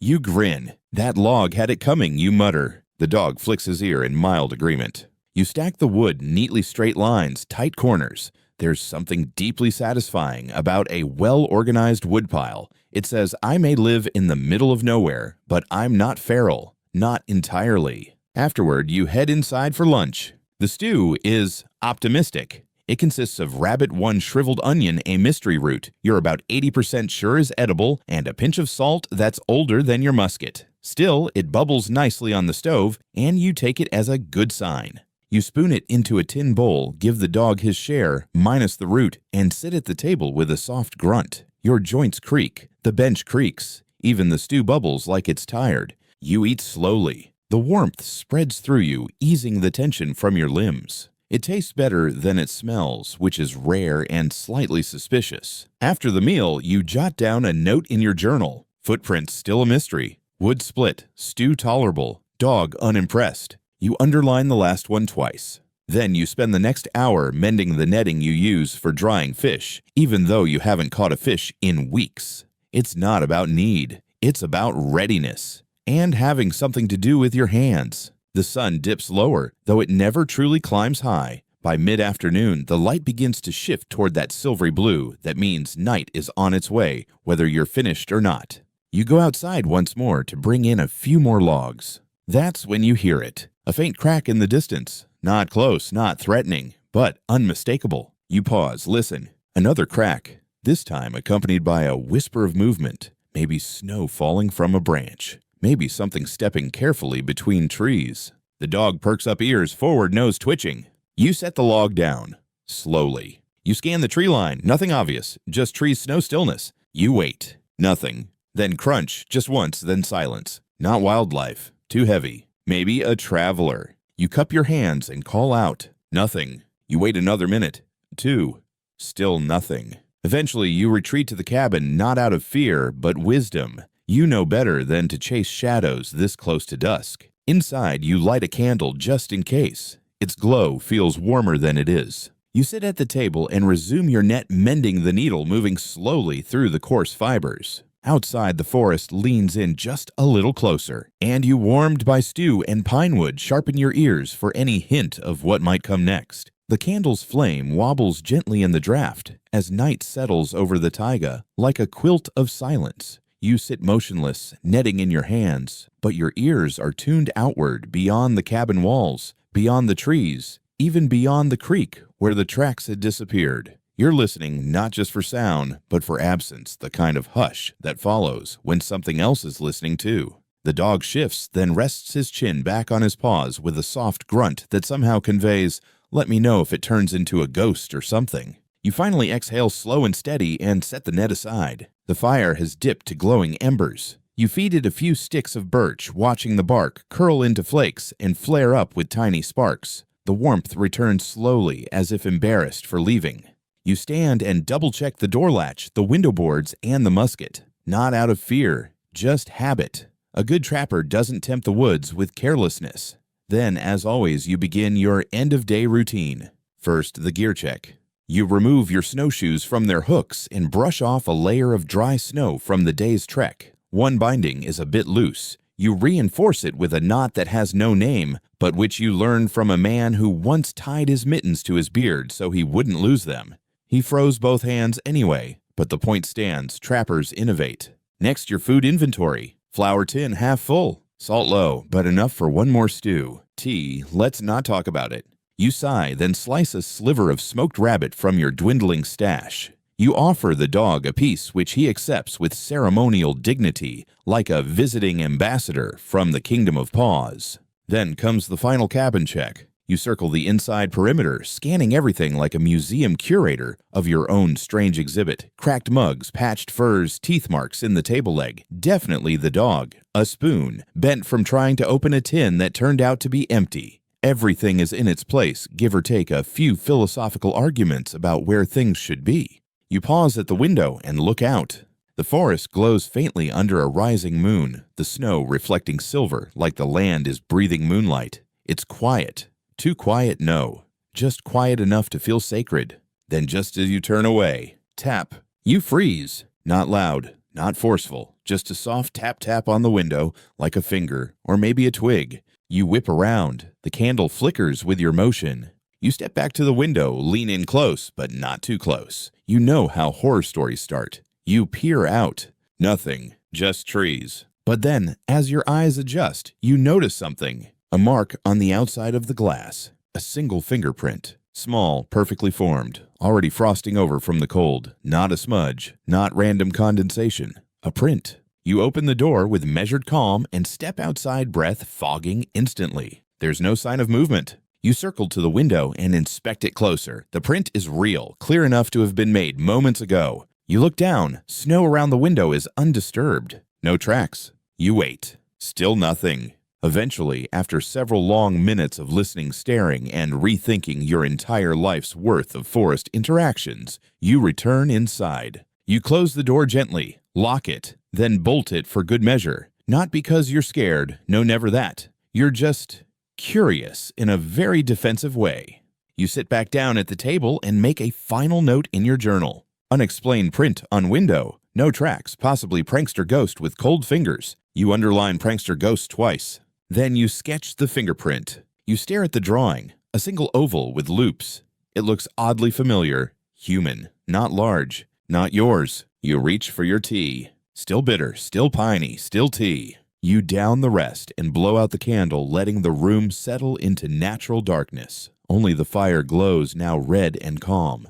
The dog sighs again deeply. You both know it's going to be one of those nights. You crawl into your bedding, adjusting the furs and folding your coat over your chest like armor against dreams. Outside, the wind picks up just a little. The trees creak like they're remembering something. And just as you close your eyes, thud on the roof. Just once. Then silence. You don't move. Not right away. After a long moment, you chuckle under your breath, eyes still closed.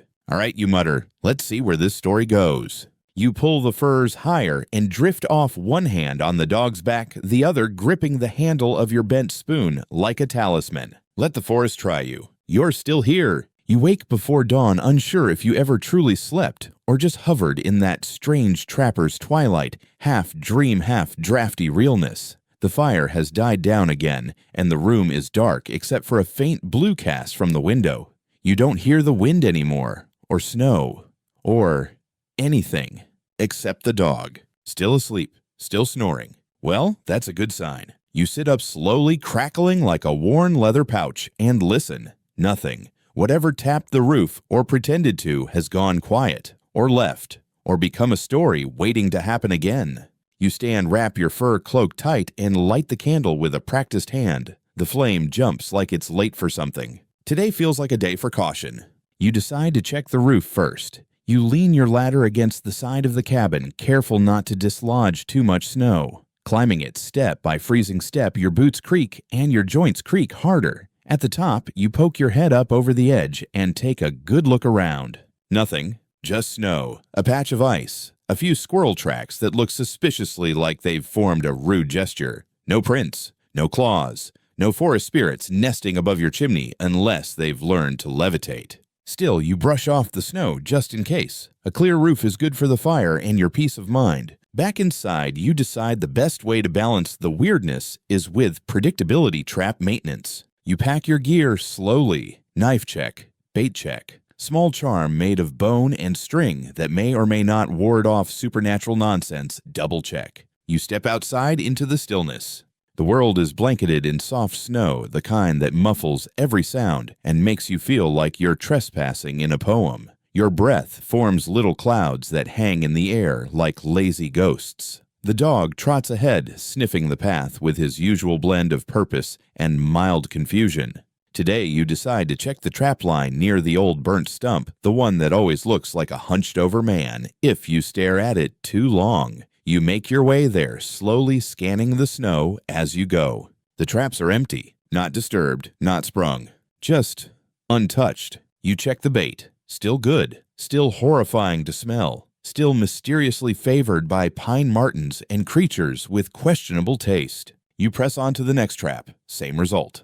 The third trap, however, has been triggered. You crouch to inspect, no catch. Just sprung and nearby a deep print. Not an animal, not exactly human either. It's wide, flat, could be booted, but the toe shape's wrong, almost squared off, and there's no follow-up print. No stride, just a single print in the snow. You frown, mark the spot with a twig. Later you'll return with parchment to sketch it. For now, you reset the trap.